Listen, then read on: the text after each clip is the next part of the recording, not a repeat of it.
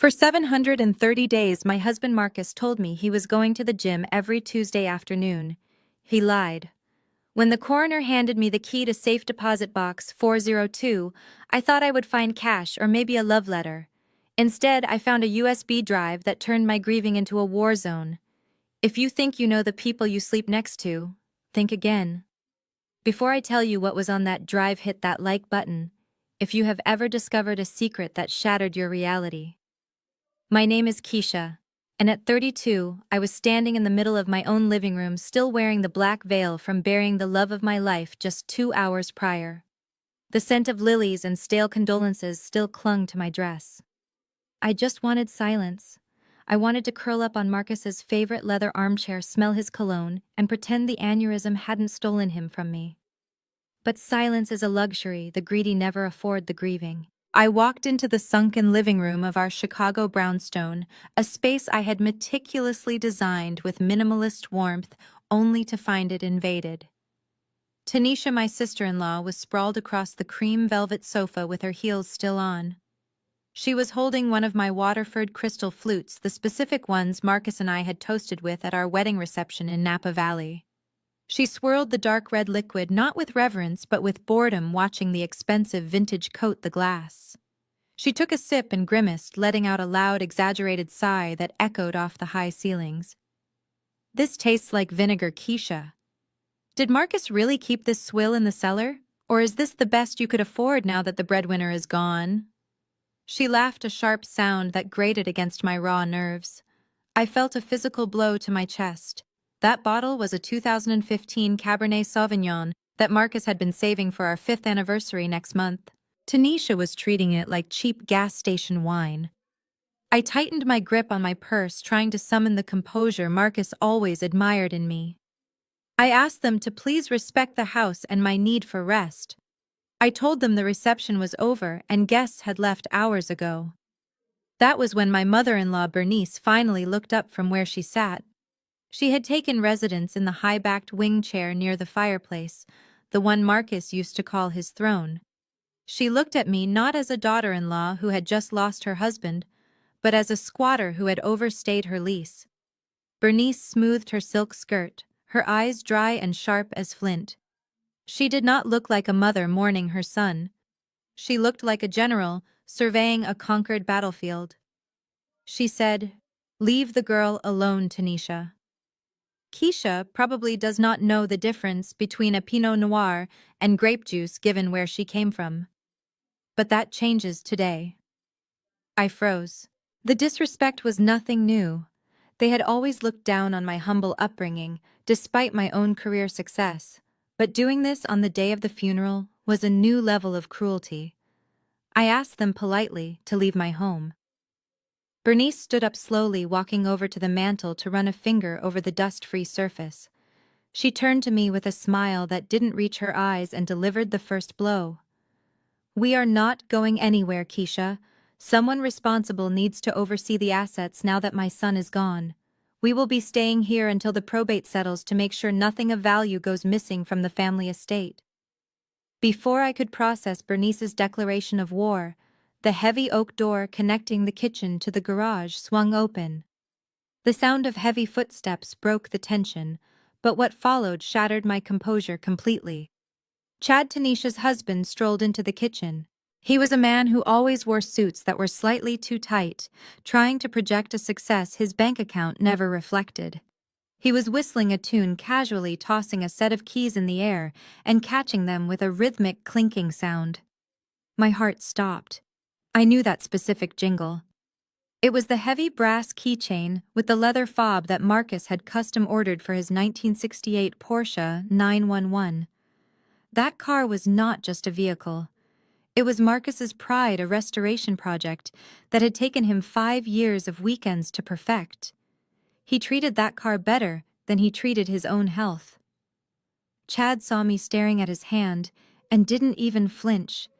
He smiled, a tight, patronizing expression that didn't reach his eyes. "Hey, Keisha, just wanted to make sure the battery didn't die. These vintage engines are temperamental. You know how it is. If you don't run them, the seals dry out." I extended my hand palm up. I kept my voice steady, though my hands were trembling. Thank you for the concern, Chad, but you can put the keys back in the bowl. That car is not to be driven. It is part of the estate inventory now. Chad did not hand them over. Instead, he shoved his hands deep into the pockets of his beige chinos, effectively burying my husband's legacy along with his lint. Actually, that is exactly why I need to hold on to these. I was looking at the insurance policy, and since the primary driver is deceased, the premiums are going to skyrocket, unless there is a designated driver on record with a clean history. I am just trying to save you some money, Keisha. I will keep it at our place for safekeeping, so no vandals get any ideas while the house is practically empty. I looked at Tanisha, expecting her to check her husband, but she was too busy inspecting her nails. Bernice, however, nodded in approval from the other room. Listen to Chad, Keisha. He knows about these things. He is in real estate. He understands liability. You should be thanking him for taking that burden off your hands. A woman living alone does not need a sports car. My blood was boiling beneath my skin. Chad was a failed real estate agent who hadn't sold a property in 2 years. I knew his license was suspended because I had seen the mail Marcus tried to hide from me to protect Tanisha's feelings. But they didn't know that I knew. They thought I was just the grieving widow, confused and overwhelmed. Chad patted his pocket, the metallic clink of the keys sounding like a jail cell locking. He walked past me to the fridge, opening it as if he paid the electric bill. Consider it handled, he said over his shoulder, grabbing a beer. I stood there realizing this wasn't just an intrusion, it was a hostile takeover. They weren't just here to mourn. They were here to strip the carcass clean before the body was even cold. And the worst part was, I had to let them think they were winning. For now. The sound of splintering wood tore through the hallway before I could even finish my thought. It came from the direction of the study, Marcus's sanctuary. The one room in the house that remained locked because he handled sensitive vendor contracts and employee payrolls there. I ran down the corridor, my heels clicking frantically against the hardwood. When I reached the door, my stomach dropped. The lock had been forced open, the brass plate hanging loosely by a single screw. Inside it looked like a tornado had touched down. Papers were scattered everywhere. Invoices, tax returns, and restaurant menus carpeted the floor.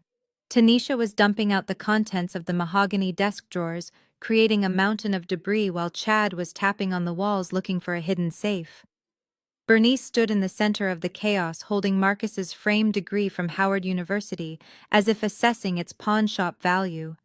I screamed at them to stop. I told them this was illegal, that they were destroying private property. Bernice just laughed, a dry, humorless sound. She told me that nothing in this house was private anymore because her son was dead, and she had a right to know what he had left behind for his real family. That was when Tanisha squealed in delight. She pulled a worn black leather planner from the bottom drawer. It was the one Marcus carried everywhere, the one he used to jot down recipe ideas in business meetings. But Tanisha wasn't looking for recipes. She flipped through the pages frantically until she found the recurring entry. "Look, Mama!" she shouted, waving the book in the air like a trophy. She pointed to the calendar grid. Every single Tuesday for the last 2 years, 2 p.m., bank. Bernice snatched the book from her daughter's hands. Her eyes scanned the pages, widening with greed. "I knew it," she whispered, her voice trembling with avarice. She looked at me with a triumphant sneer. "I told you, Keisha. I told you my son was a good man. He wasn't just going to the bank to deposit checking slips. He was building the filial piety fund. He promised me 5 years ago that when his business took off, he would set aside a retirement fund just for me. $500,000. That is what he promised." She tapped the page with a manicured fingernail. "Every Tuesday. That means he was making deposits. Cash deposits that you probably didn't know about because you were too busy spending his money on decorative pillows." She closed the book and clutched it to her chest. "This proves it. The money in that bank vault is mine, and I am not leaving this house until I get every single cent." I stood in the doorway, paralyzed. I knew Marcus went to the bank on Tuesdays, but he had told me it was for gym sessions and vendor meetings. The lie hung in the air, heavy and suffocating. Was it possible? Had he really been siphoning off $500,000 for a woman who had called him worthless until he became rich? For the first time since he died, I didn't just feel grief. I felt the cold, sharp edge of betrayal. I volunteered to go to the grocery store, not because I wanted to serve them, but because I needed to breathe air that wasn't poisoned by their entitlement. Bernice had handed me a shopping list that looked more like a demand for tribute.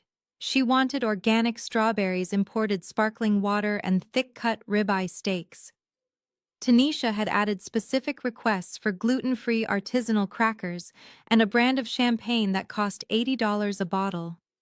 I pushed the cart through the aisles of the upscale market, my body moving on autopilot while my mind raced.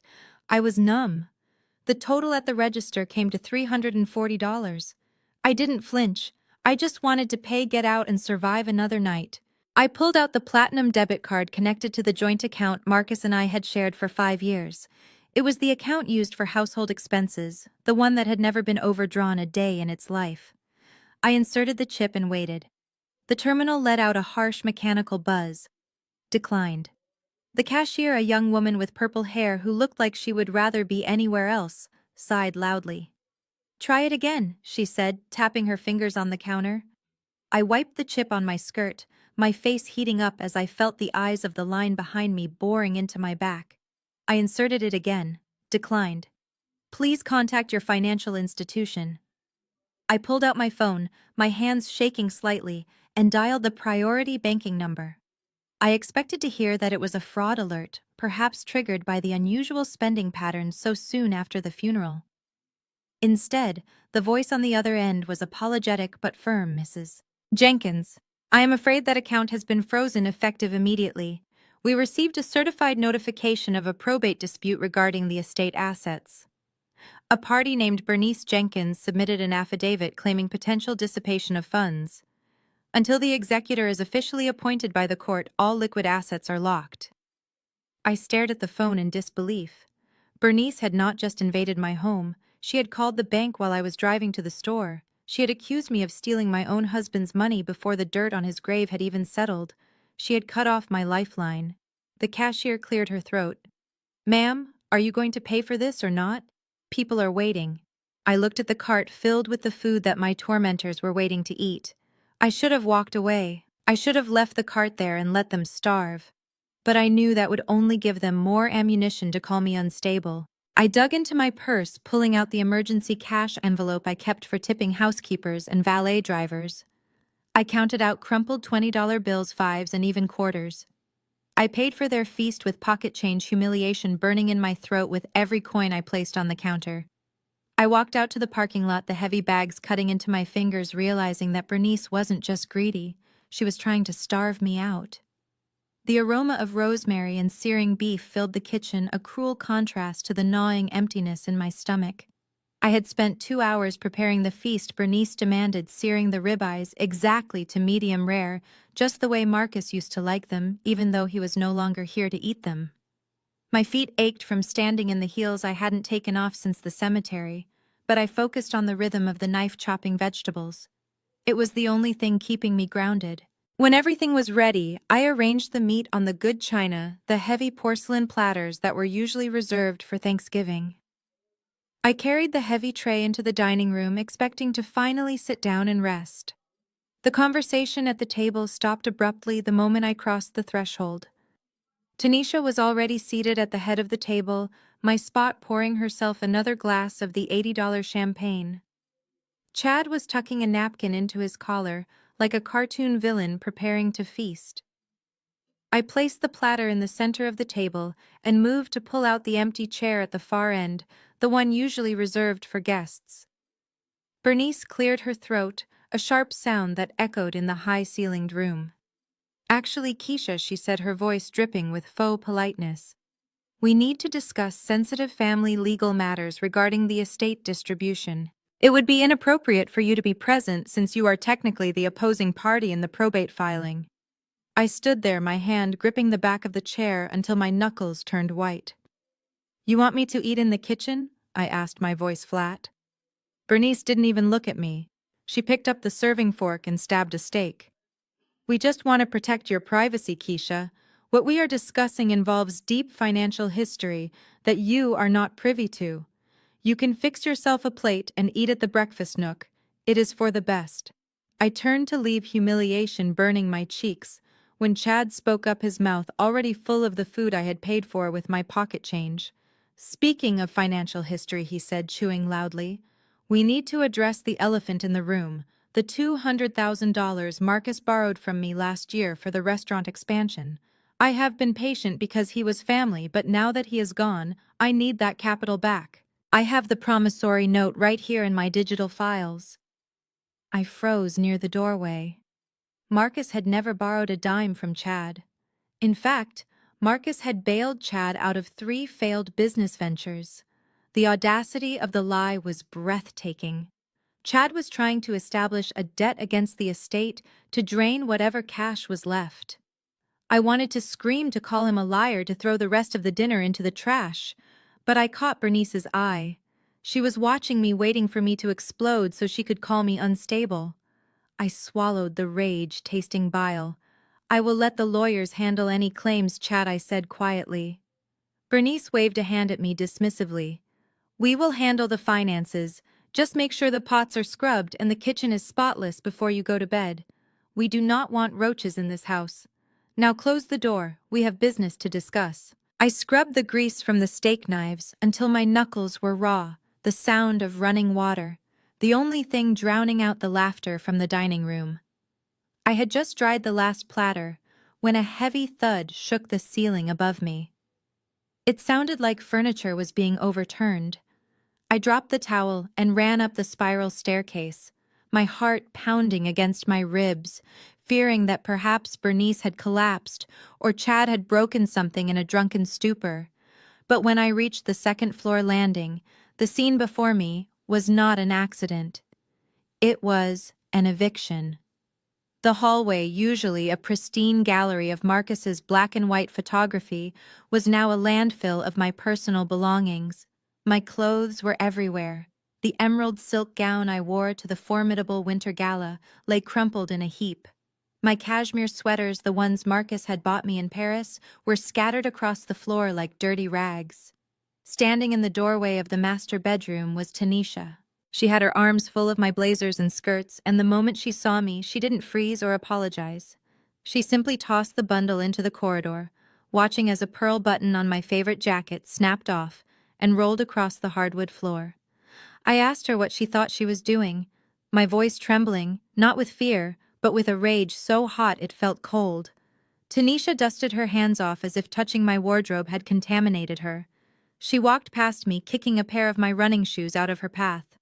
I am making space, she said casually, as if she were discussing the weather. I need a dedicated studio for my brand.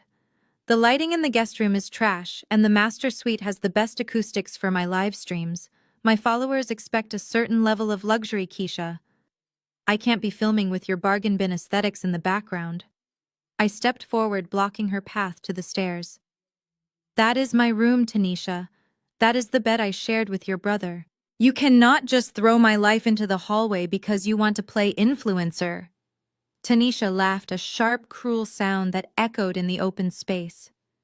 She stepped into my personal space, smelling of the expensive perfume she had likely stolen from my vanity. Wake up, Keisha. Look around you. This house features wainscoting and marble floors. It breathes old money and legacy. You scream rent-controlled apartment. You never fit the aesthetic of this family. Marcus just liked playing savior to the poor girl from the South Side, but the charity case is closed now. She leaned in closer, her voice dropping to a conspiratorial whisper. You are damaging the brand just by being here. I am doing you a favor. Start looking for a rental tomorrow. Something in your budget. Maybe a studio apartment near the bus line. Because once the probate clears next month, I am turning this entire floor into my headquarters, and I don't want you lurking in the background ruining my shot. She turned her back on me, walking into the master bedroom and slamming the door in my face. The click of the lock was final. I stood alone in the hallway, surrounded by the scattered remnants of my marriage, realizing that to them, I was just another piece of trash to be swept away. But as I looked down at my clothes, I didn't feel the urge to cry. I felt the urge to destroy. I stepped over my silk gown, leaving it on the floor, and walked straight to the guest room at the end of the hall. I locked the door, not to keep them out, but to keep myself focused on what I had to do next. The click of the deadbolt was the most satisfying sound I had heard all day. On the other side of that door, Tanisha was probably already rearranging my furniture to fit her ring lights, and Bernice was likely calculating the resale value of my jewelry collection. Let them have their moment. Their victory lap was about to turn into a funeral march. I sat on the edge of the twin mattress in the cramped guest room and did not shed a single tear. Crying implies helplessness, and I was far from helpless. I reached under the bed and pulled out the matte black Pelican hard case I had kept hidden from everyone, even Marcus. To his family, and largely to him, I was Keisha, the homemaker, the soft-spoken wife who dabbled in data entry to pass the time. It was a comfortable lie that protected his ego. Marcus needed to be the provider, the savior who pulled me out of the neighborhood. I let him have that role because I loved him, but I never needed saving.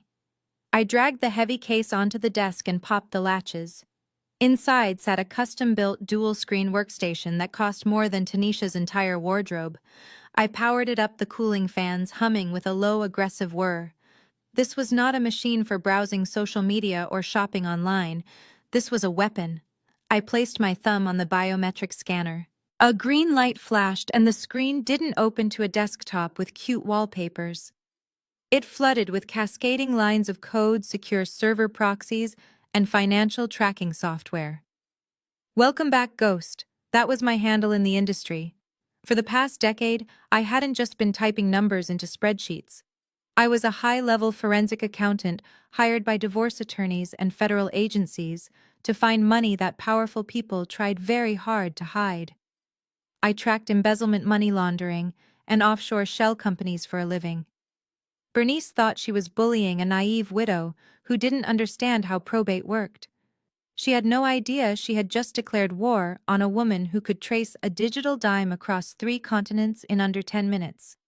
I cracked my knuckles and opened a new investigation file. I labeled it simply the Tuesday Protocol.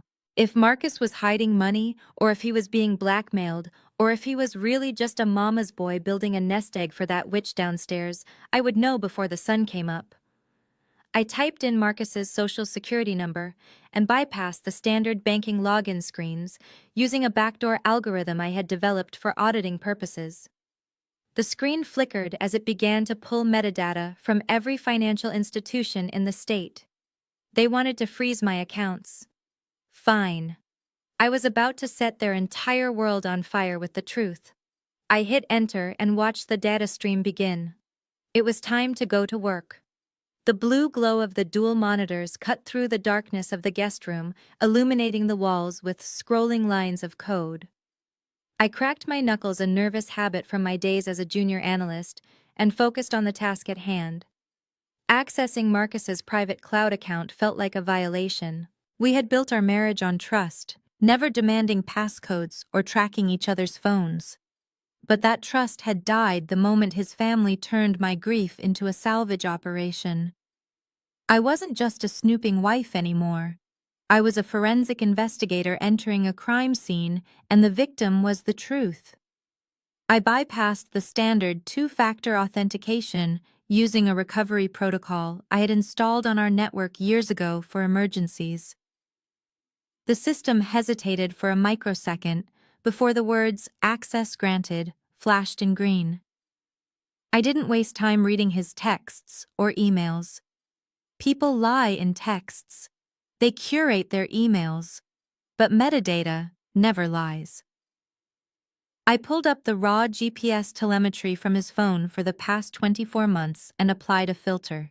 Tuesdays, 1400 hours to 1600 hours. The screen populated instantly with a cluster of red pins forming a dense, undeniable heat map over the downtown financial district. My breath hitched. Tanisha was right about the consistency, but she was dead wrong about the destination. Marcus wasn't going to the local credit union branch where Bernice banked.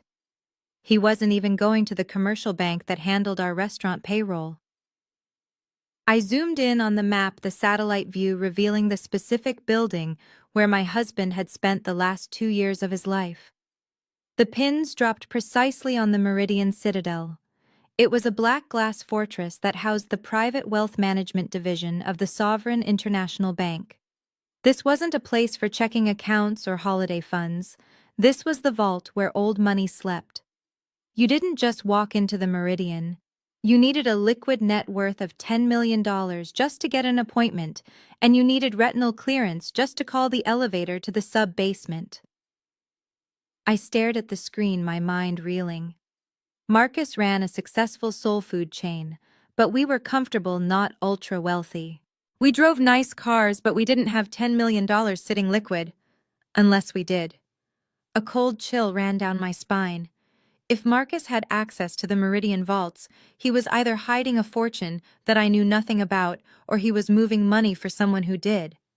I cross-referenced the duration of his visits. 45 minutes. Every single time. That was too short for a portfolio review with a wealth manager, but it was the exact amount of time required to clear security access, a safe deposit box, and leave. I looked at the red dots, realizing they weren't just locations. They were a breadcrumb trail to a secret life. Marcus wasn't visiting his mother. He was visiting a fortune, or perhaps a liability so dangerous it required military-grade security. I saved the map to my encrypted drive. Step 1 was complete. I knew the where. Now I had to figure out the why before Chad and Bernice realized they were fighting over crumbs while the whole cake was locked away in a steel box downtown. I minimized the map of the financial district. The mystery of why Marcus visited the vault was a puzzle I would solve later. Right now, I had a more immediate threat sleeping down the hall. Chad had walked into my home acting like a real estate mogul, demanding keys to a vintage Porsche, and claiming my husband owed him a fortune. I opened a new browser tab and accessed the National Civil and Criminal Records database. I typed in his full legal name, Chadwick Miller, and hit search. I expected to find maybe a speeding ticket or a maxed-out credit card. What I found was a digital crime scene. The screen populated with so many red flags it looked like a bloodbath. Chad was not a developer. He was a professional defendant. My eyes scanned the summary of judgments against him. 3 separate lawsuits for breach of contract in the last 18 months.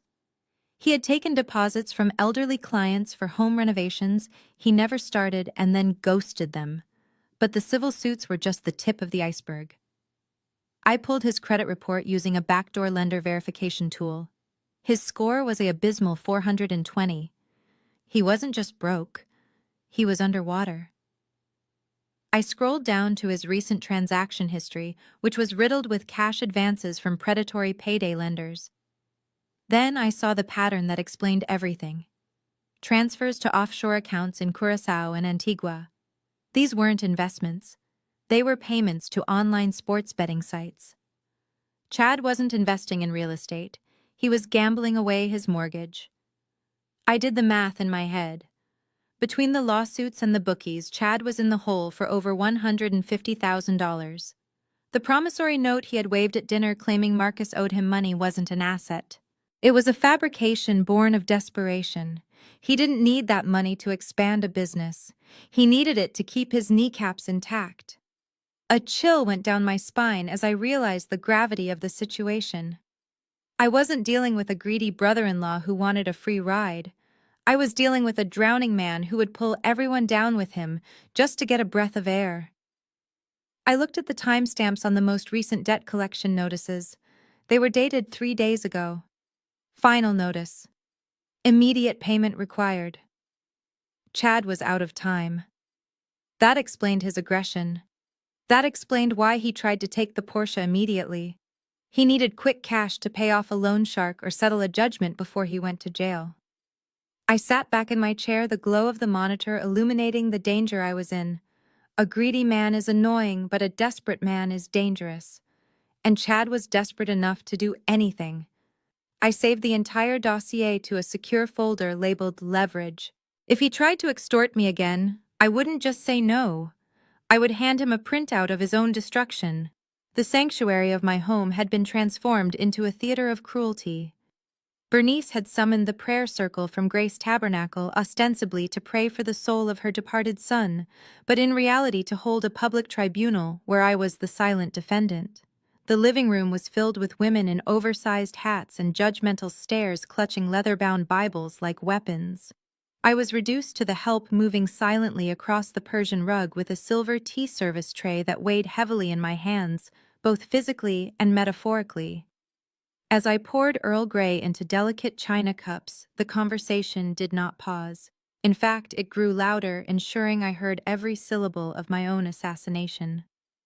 Bernice sat in the center of the circle, dabbing at dry eyes with a lace handkerchief. She looked up at the ceiling, her voice trembling with a performance worthy of an Academy Award. "Sisters, we must pray for Keisha. The Lord gives and the Lord takes away, but sometimes he withholds blessings for a reason. We all know how badly Marcus wanted a son to carry on the Jenkins name. It was his greatest sorrow that his union was not fruitful."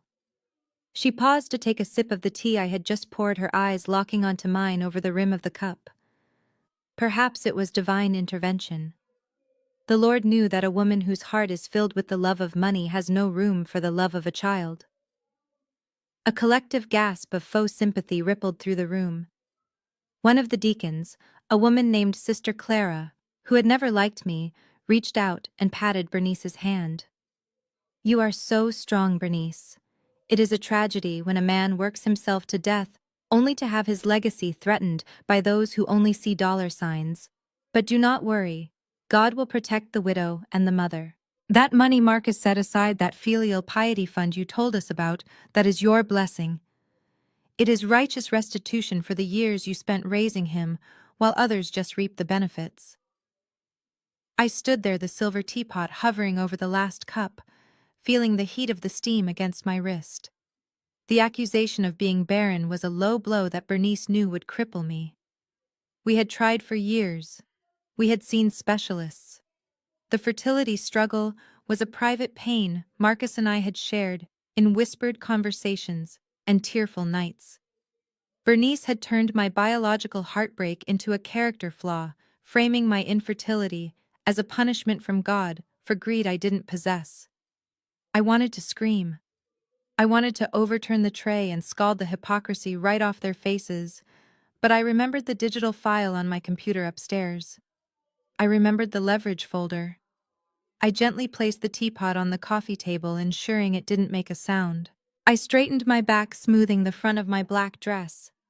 "Thank you for your prayers, ladies," I said, my voice steady and devoid of the emotion they were desperate to provoke. "I hope your tea is to your liking. It is a special blend Marcus bought. He always said bitterness ruins the palate." I turned and walked toward the kitchen, feeling their eyes burning into my back.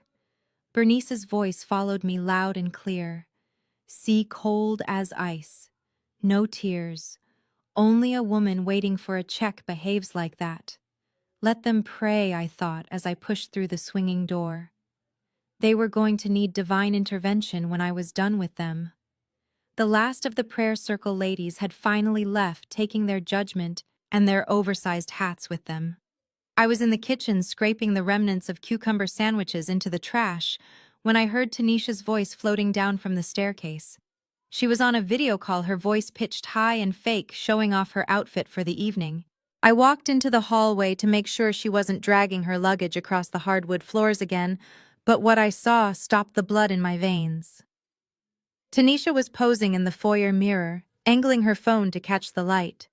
Around her neck, resting against her tawdry leopard print top, was a delicate gold chain holding a small, bruised locket. It wasn't a piece from Marcus.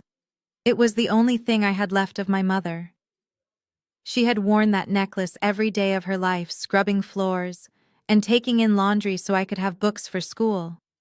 It was priceless not because of the carat count, but because it held the sweat and sacrifice of a woman who loved me. I had kept it hidden in a velvet box in the back of my underwear drawer underneath the socks Tanisha hadn't bothered to steal. I didn't think. I just moved. I crossed the distance between us in 2 strides and grabbed her wrist. "Take it off," I said, my voice low and dangerous. Tanisha jumped, dropping her phone. She looked at me with wide, feigned innocence, then rolled her eyes. "God, Keisha, you nearly gave me a heart attack. You are acting like a psycho today. I just borrowed it to see if it worked with this neckline. It is dusty, anyway. I was doing you a favor by airing it out." She pulled away from me, and her finger caught on the delicate chain. There was a sickening pop. The sound was tiny, but in the cavernous hallway it sounded like a gunshot. The locket fell bouncing once on the marble floor before the hinge snapped open, the tiny photo of my mother sliding out face down. I dropped to my knees, my hands trembling as I reached for the broken metal. Tanisha didn't even bend down to help. She just stood there inspecting her manicure. "Oops," she said, her tone devoid of any real apology. "Well, that is what happens when you buy cheap jewelry, Keisha." The clasp was probably rusted through. Honestly, it looked like something you'd find at a flea market. "Don't look so tragic. I will buy you a shiny new one from the mall tomorrow. Something that actually sparkles so you don't look so destitute." I cradled the broken locket in my palm, the metal warm against my skin. She called it flea market trash. She called my mother's legacy cheap. I slowly stood up, closing my fist around the necklace. I didn't scream. I didn't slap her, though every fiber of my being wanted to. Instead, I looked at her with a calmness that finally unsettled her. "The debt you owe just became incalculable, Tanisha," I thought. "You didn't just break a necklace. You just severed the last thread of mercy I had for you." I walked past her without a word, heading straight upstairs to my computer. If she thought a broken necklace was a tragedy, she had no idea what it felt like to have your entire financial future snap in half. And I was going to be the one to pull the chain. The glow of the monitors was the only light in the room, casting long, dancing shadows against the wall that looked like ghosts. I pushed the broken necklace to the side of the desk, using the anger it ignited to fuel my focus. I needed to know who Marcus was meeting at that bank. If he wasn't just moving money, he was communicating with someone. I initiated a deep dive algorithm to scrub his deleted email archives, looking for correspondence with the domain of the Sovereign International Bank. The system word processing terabytes of data in seconds. Then it pinged. A hidden folder. It wasn't in his business account or his personal Gmail. It was buried inside a subdirectory of a fantasy football forum he hadn't used in years. Smart. Sloppy, but smart enough to hide from a casual observer. I cracked the folder open. Inside, there was a chain of emails encrypted with PGP keys, military-grade privacy. My husband, the man who sometimes forgot his Netflix password, was using encryption used by whistleblowers. My heart began to hammer against my ribs. I ran the decryption software, watching the progress bar crawl. When the text finally unscrambled, the subject line of the most recent email hit me like a physical slap: "Update on Project Protect K." K. My first instinct was to exhale. K for Keisha. He was protecting me. But then the poison that Bernice had been dripping into my ear for years began to seep into my logic. K is a common initial. Kayla, Kara, Catherine. The email was from a lawyer named Julian Thorne, a specialist in family law and paternity. The words floated on the screen, mocking me. Paternity. Why would Marcus need a paternity lawyer if we never had children? The logical part of my brain shut down, replaced by the terrified, insecure woman who had spent years crying over negative pregnancy tests. I opened the attachment. It was a draft of a trust agreement, but the beneficiary's name was redacted. The text read, "The assets must be shielded completely. The family cannot know about Kay's existence until the transfer is final. We must ensure she is provided for regardless of what happens to me." She, not my wife, not Keisha, just she. Doubt, cold and slimy, coiled around my stomach.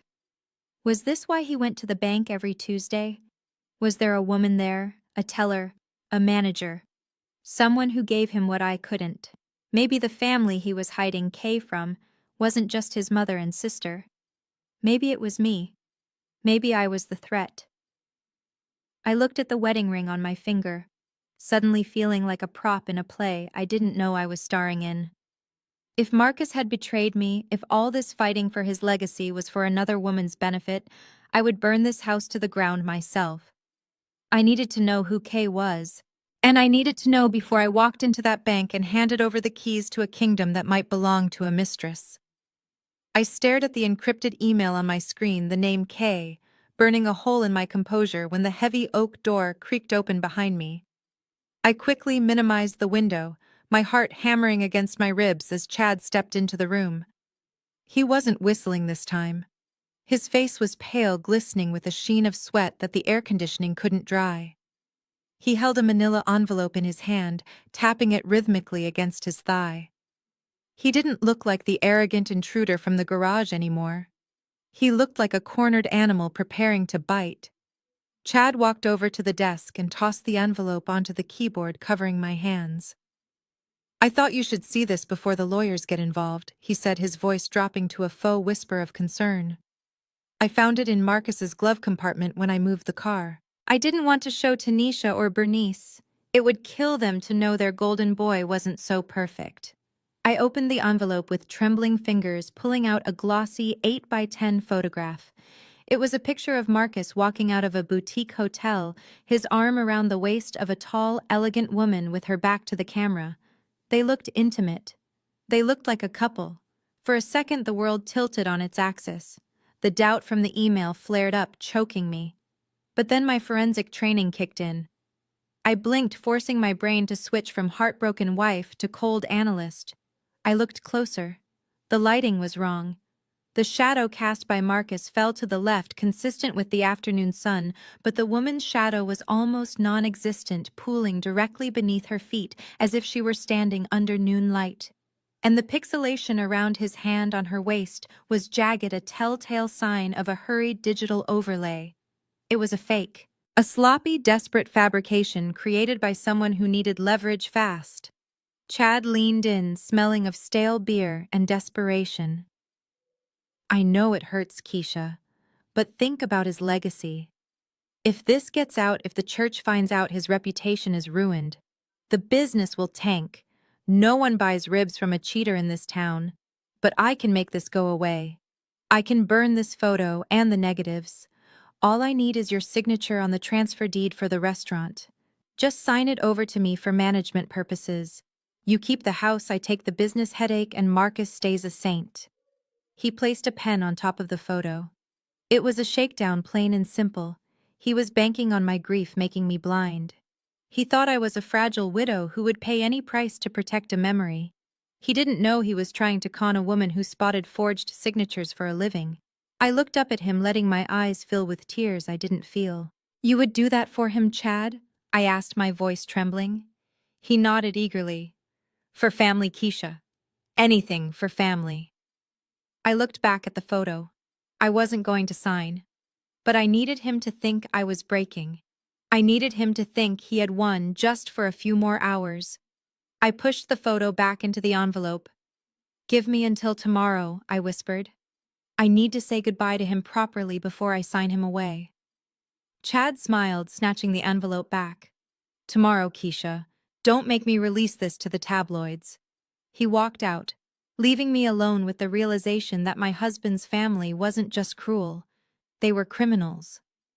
I stared at the closed door where Chad had just exited, my hands gripping the edge of the desk until my knuckles turned white. He thought the fake photo was his ace in the hole, but he had underestimated my resolve. I was prepared to fight him on the fraud. I was prepared to fight Bernice on the estate, but I was not prepared for how low they were willing to sink. A high-pitched, desperate yowl pierced the silence of the house. It wasn't human. It was Luna. Luna was a rescue cat Marcus had brought home during a blizzard 3 years ago. She was skittish, terrified of loud noises, and strictly an indoor cat. To me, she was the last living thing in this house that didn't look at me with calculation or malice.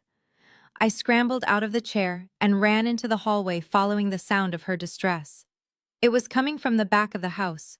I sprinted down the stairs, skipping steps, fear clutching my throat tighter than any threat Chad could have uttered. I burst through the French doors leading to the stone patio. The midday sun was blazing, a rare heat wave for this time of year, turning the concrete into a frying pan. Sitting in the middle of the patio, fully exposed to the relentless glare of the sun, was a small rusted dog crate.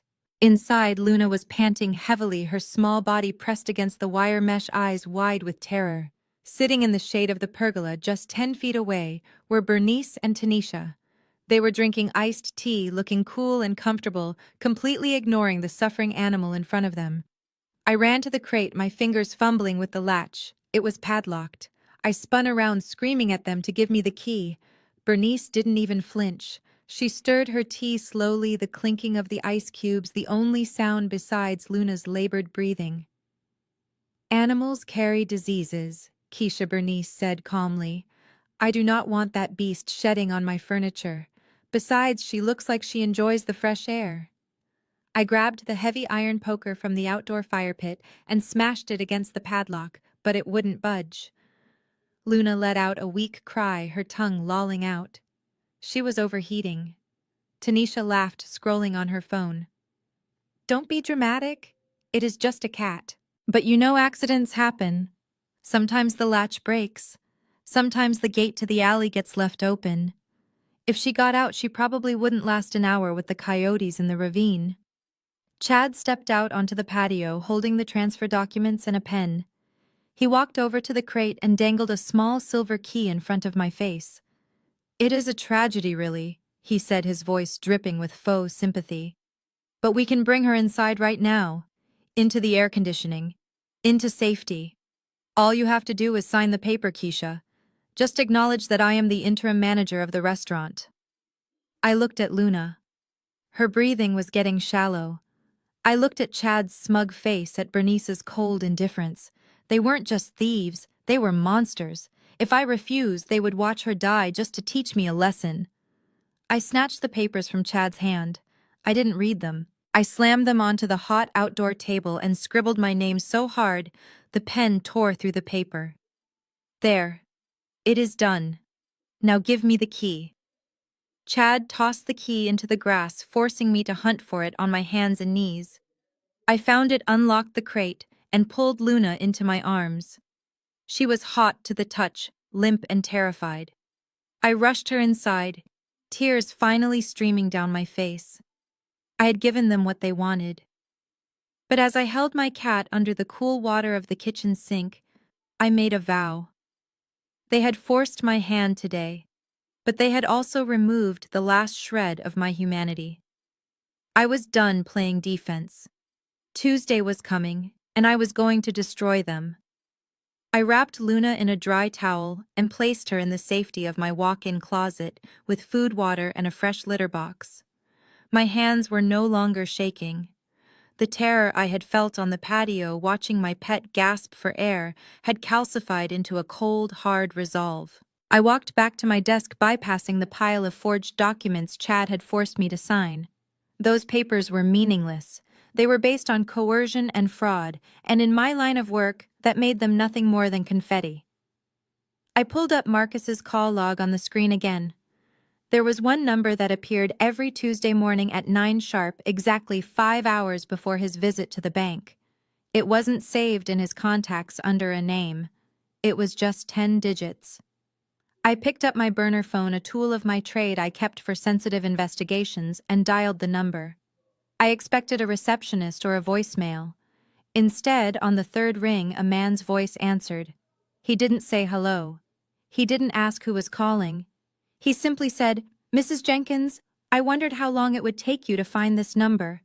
The voice was deep, authoritative, and terrifyingly calm. It belonged to Julian Thorne, the name I had seen on the encrypted email. I asked him who he was and what business he had with my husband.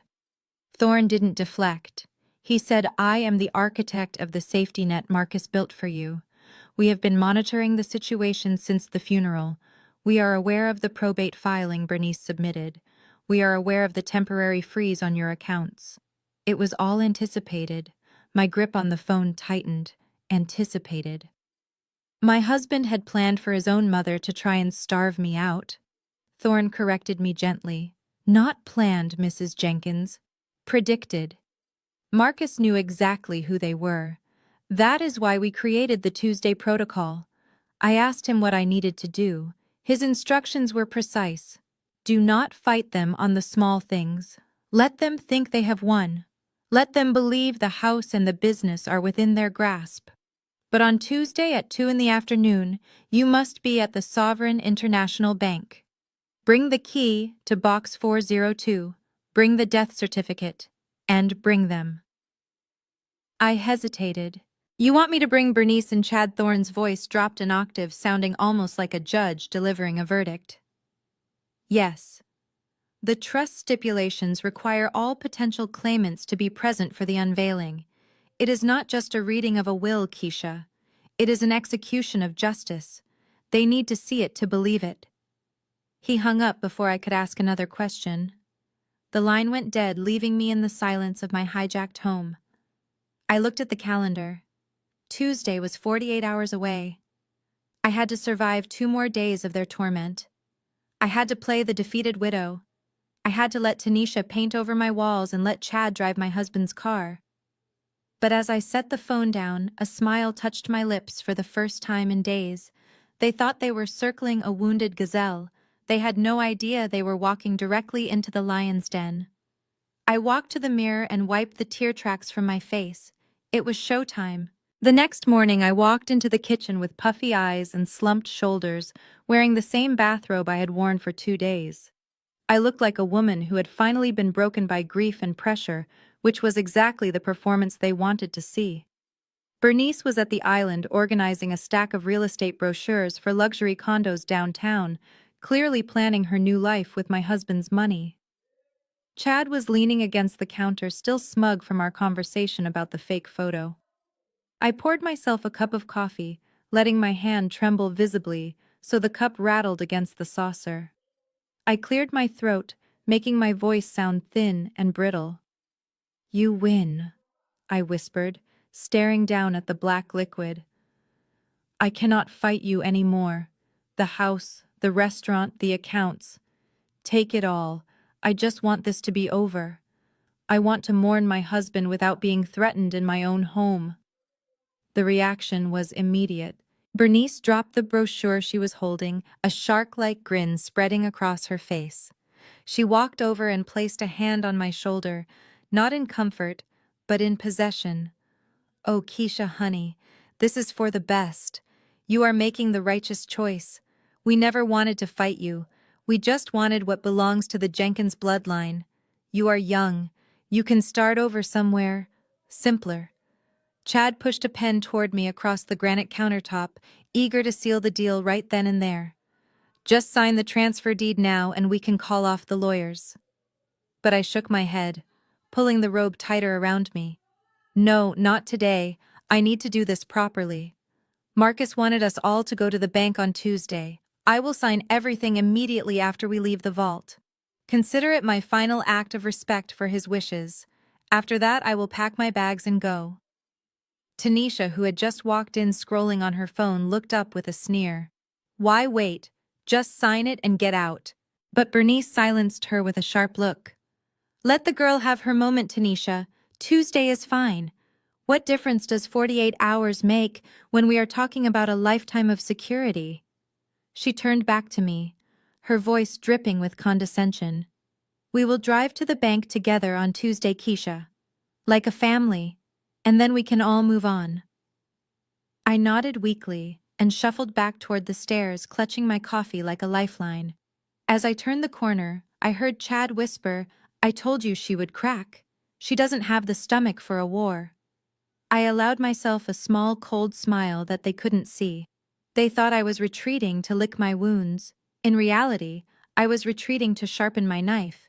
They had just agreed to walk willingly into the trap, convinced they were being led to a coronation. Tuesday couldn't come fast enough.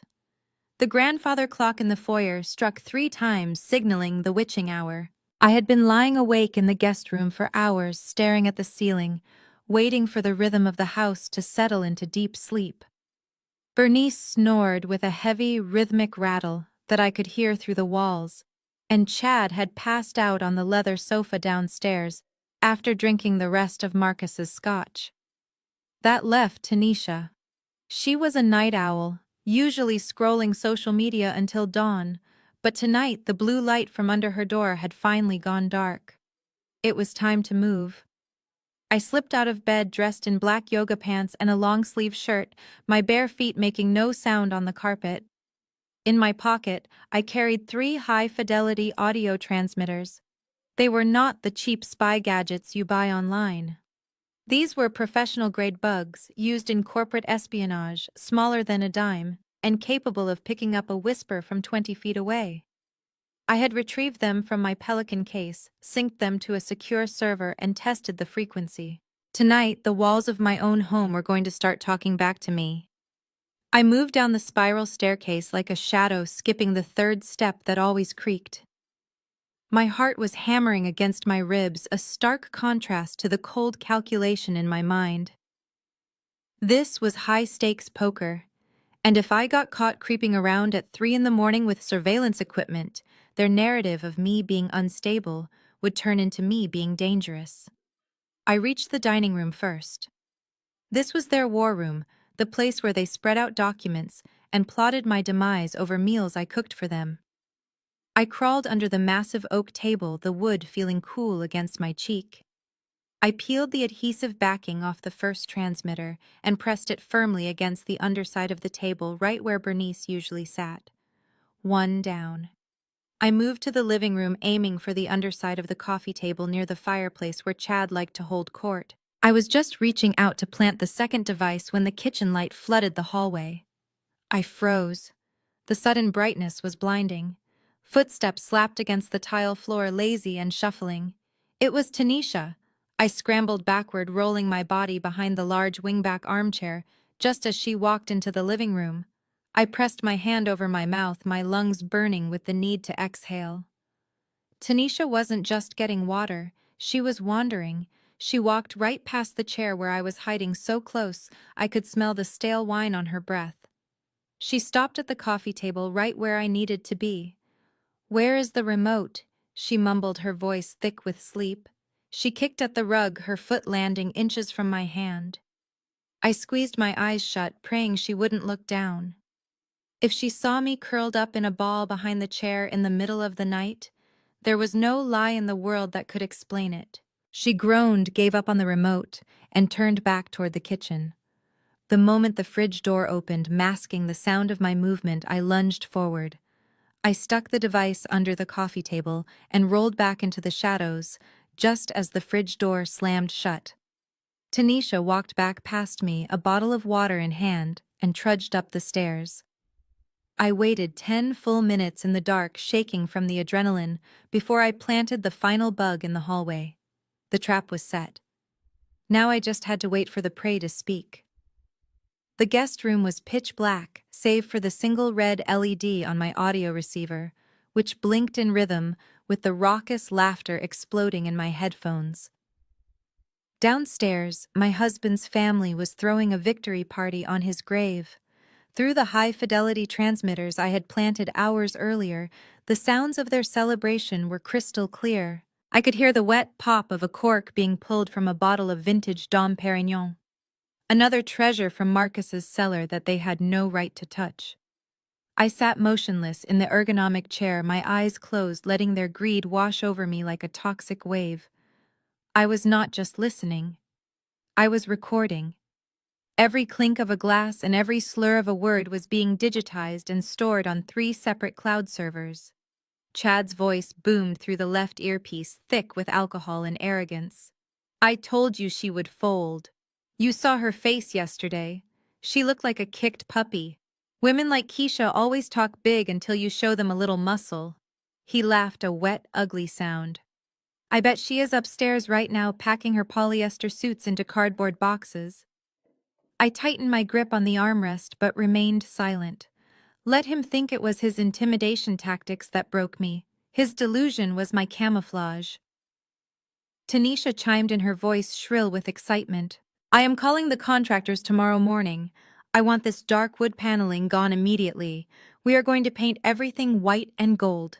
Real marble floors in the entryway, too. None of this rustic charm nonsense Marcus liked. We are going to make this place look like a palace. She paused, the sound of chewing audible in my ear. And I am taking the master suite. Obviously. I need the walk-in closet for my inventory. Mom, you can take the guest wing. It is quieter there. Bernice hummed in agreement, the sound vibrating in my skull. I do not care which room I get as long as that girl is gone. It feels like the air is finally clearing up in here. You know, I always hated how she looked at us. Like she was better than us just because she had a degree and a job.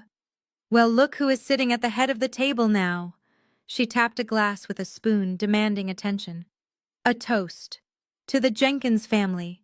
To taking back what belongs to us. And to Marcus for finally being useful to his mother, even if he had to die to do it. The cruelty of her toast sucked the air out of my lungs. She wasn't grateful for his life. She was grateful for his death. I opened my eyes and looked at the waveform on my computer screen, the spikes of their laughter jagged and sharp. They were eating food paid for with my credit, drinking wine, bought with my husband's labor, and planning a future funded by a theft they hadn't yet committed. I reached out and adjusted the volume knob, not to turn it down, but to turn it up. I wanted to hear every single word. I wanted to burn their voices into my memory so that when I destroyed them tomorrow, I wouldn't feel a single ounce of mercy. Enjoy the lobster, Bernice. It is the last expensive meal you will ever eat. The silence in my headphones was heavy, broken only by the sound of ice cubes rattling in a glass. Downstairs, the celebration had shifted from raucous to conspiratorial. I watched the audio waveform on my monitor settle into a lower, more rhythmic pattern. Bernice was holding court, and the alcohol had loosened her tongue enough to let the truth slip out. I pressed the headset tighter against my ears, needing to catch every syllable of the venom she was about to spill. You know, Chad, Bernice's voice crackled through the transmitter, slightly slurred, but terrifyingly lucid. People think I hated Keisha because she was poor. That is not it. I have known plenty of poor girls who know their place. I hated her because she is too smart. She thinks. She calculates. I watched her read that prenup 5 years ago. She didn't just sign it like a love-struck fool. She read every clause. That is when I knew she was dangerous. I heard Chad grunt in agreement, the sound of a lighter flicking open, followed by a long exhale. Yeah, she has those eyes. Like she is scanning a barcode on your forehead. But she is broken now, Bernice. You saw her. She is done. Bernice let out a low, dark chuckle. Good. I need a daughter-in-law who nods and breeds, not one who audits. Marcus was weak for her. He let her think she was an equal partner. He forgot that a man's first duty is to the woman who gave him life, not the one who warms his bed. That is why I had to lean on him so hard. If I hadn't reminded him of his obligations, he would have spent every dime on her and left the church out in the cold. This was it, the pivot point. I held my breath. Chad asked the question I had been dying to have answered. So the money in the vault, the 500,000, was that really just a gift? There was a pause, a long, pregnant silence where I could almost hear the gears turning in Bernice's head. Then she lowered her voice to a whisper that the high-gain microphone picked up perfectly. It wasn't a gift, you idiot. It was insurance. 3 years ago, there was a discrepancy in the Grace Tabernacle building fund. The roof needed fixing, but I needed a new Lexus. The Lord provides, but sometimes I had to help him along. I borrowed about 60,000 from the collection plate. I meant to put it back. My stomach churned. She wasn't just a narcissist. She was a felon. Bernice continued, her voice devoid of shame. The auditors were coming. I told Marcus. He was furious. He screamed at me for an hour, but in the end he did what a good son does. He covered it up. He paid the church back anonymously and set up that safety deposit box to hold a reserve fund. He told me he was putting cash in there every Tuesday to bail me out if I ever got sloppy again. He called it the Filial Piety Fund, but I know what it really was. It was hush money. He was paying to keep his mother out of handcuffs. I sat back in my chair, tears springing to my eyes. Not tears of sadness, but of clarity. Marcus hadn't been hiding money from me because he didn't trust me. He was hiding it to protect me from the shame of his mother's crimes. He had been carrying the weight of her sin for years, visiting that bank every week, not to build a nest egg for her, but to maintain the cage he had built around her greed. And tomorrow, I was going to unlock that cage and let the whole world see the monster inside. Bernice thought she was inheriting a fortune. What she was actually inheriting was her own criminal record.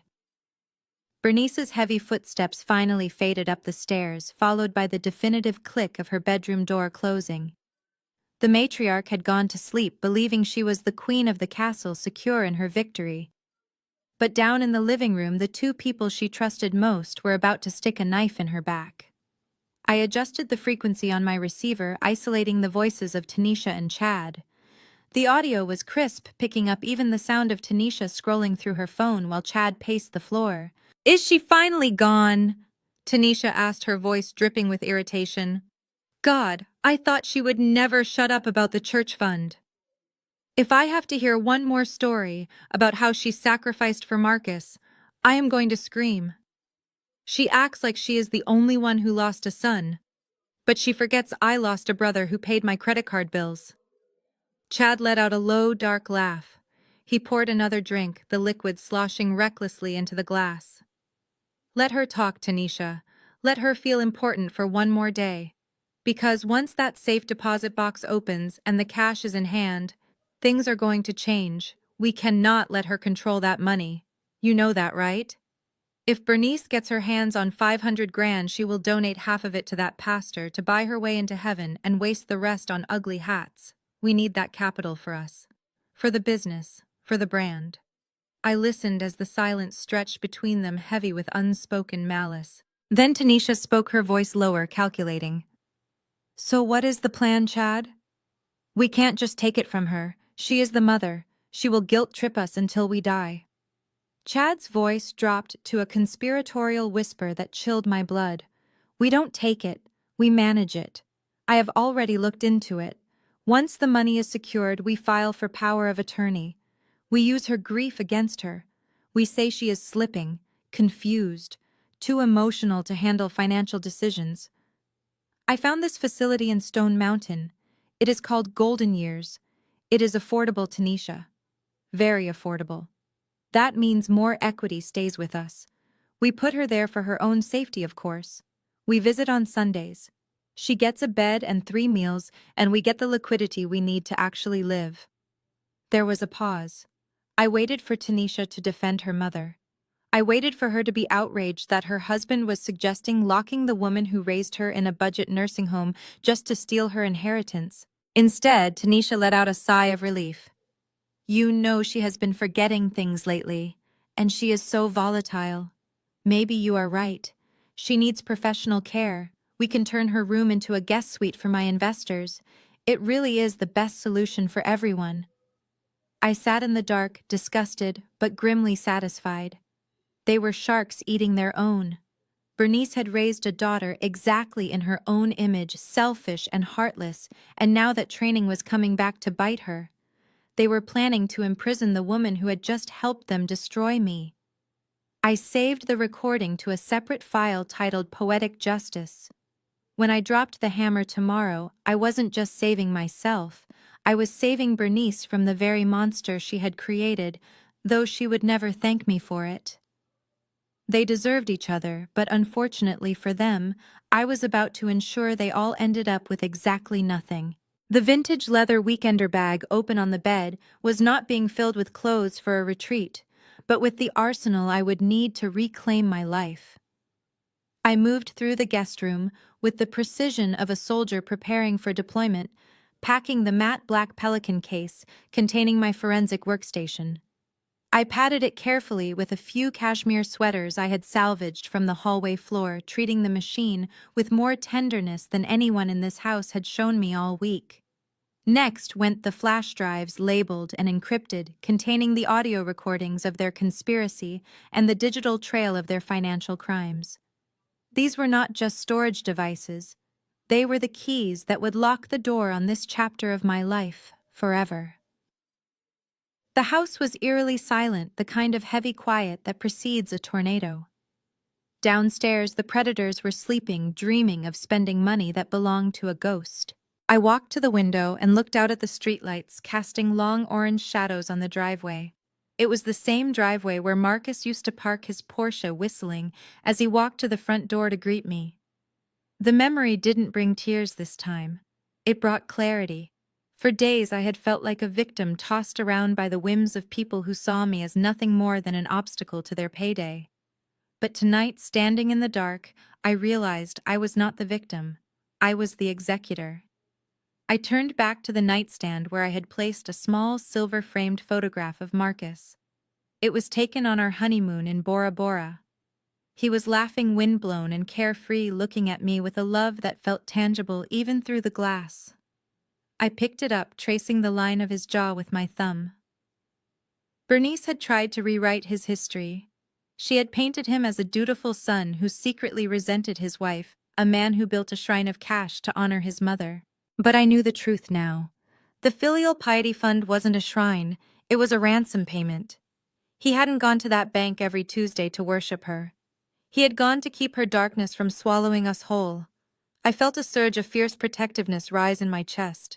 They had tarnished his memory, twisted his kindness into weakness, and used his death as a stepping stone. Tomorrow I wasn't just going to save myself, I was going to restore his dignity. I placed the photo gently into the side pocket of the bag right next to the broken locket Tanisha had destroyed. I zipped the bag shut, the sound sharp and final in the quiet room. I lay down on top of the covers, fully dressed, staring at the ceiling as the first gray light of dawn began to bleed through the curtains. My heart was beating slow and steady.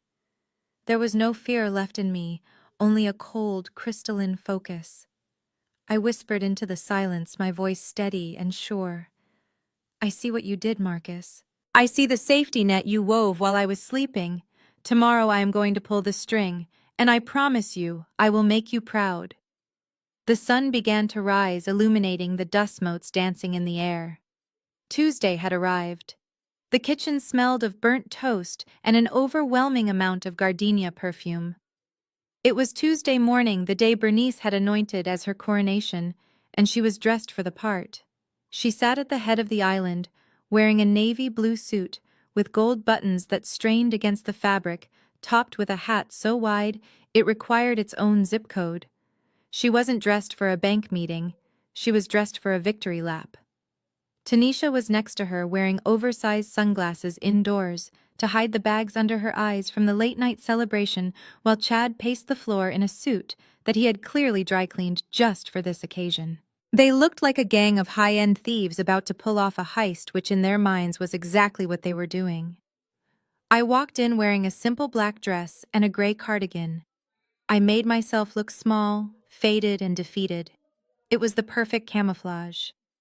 I poured a cup of coffee, my movements slow and deliberate, feeling 3 pairs of eyes tracking me like laser sights. Bernice didn't say good morning.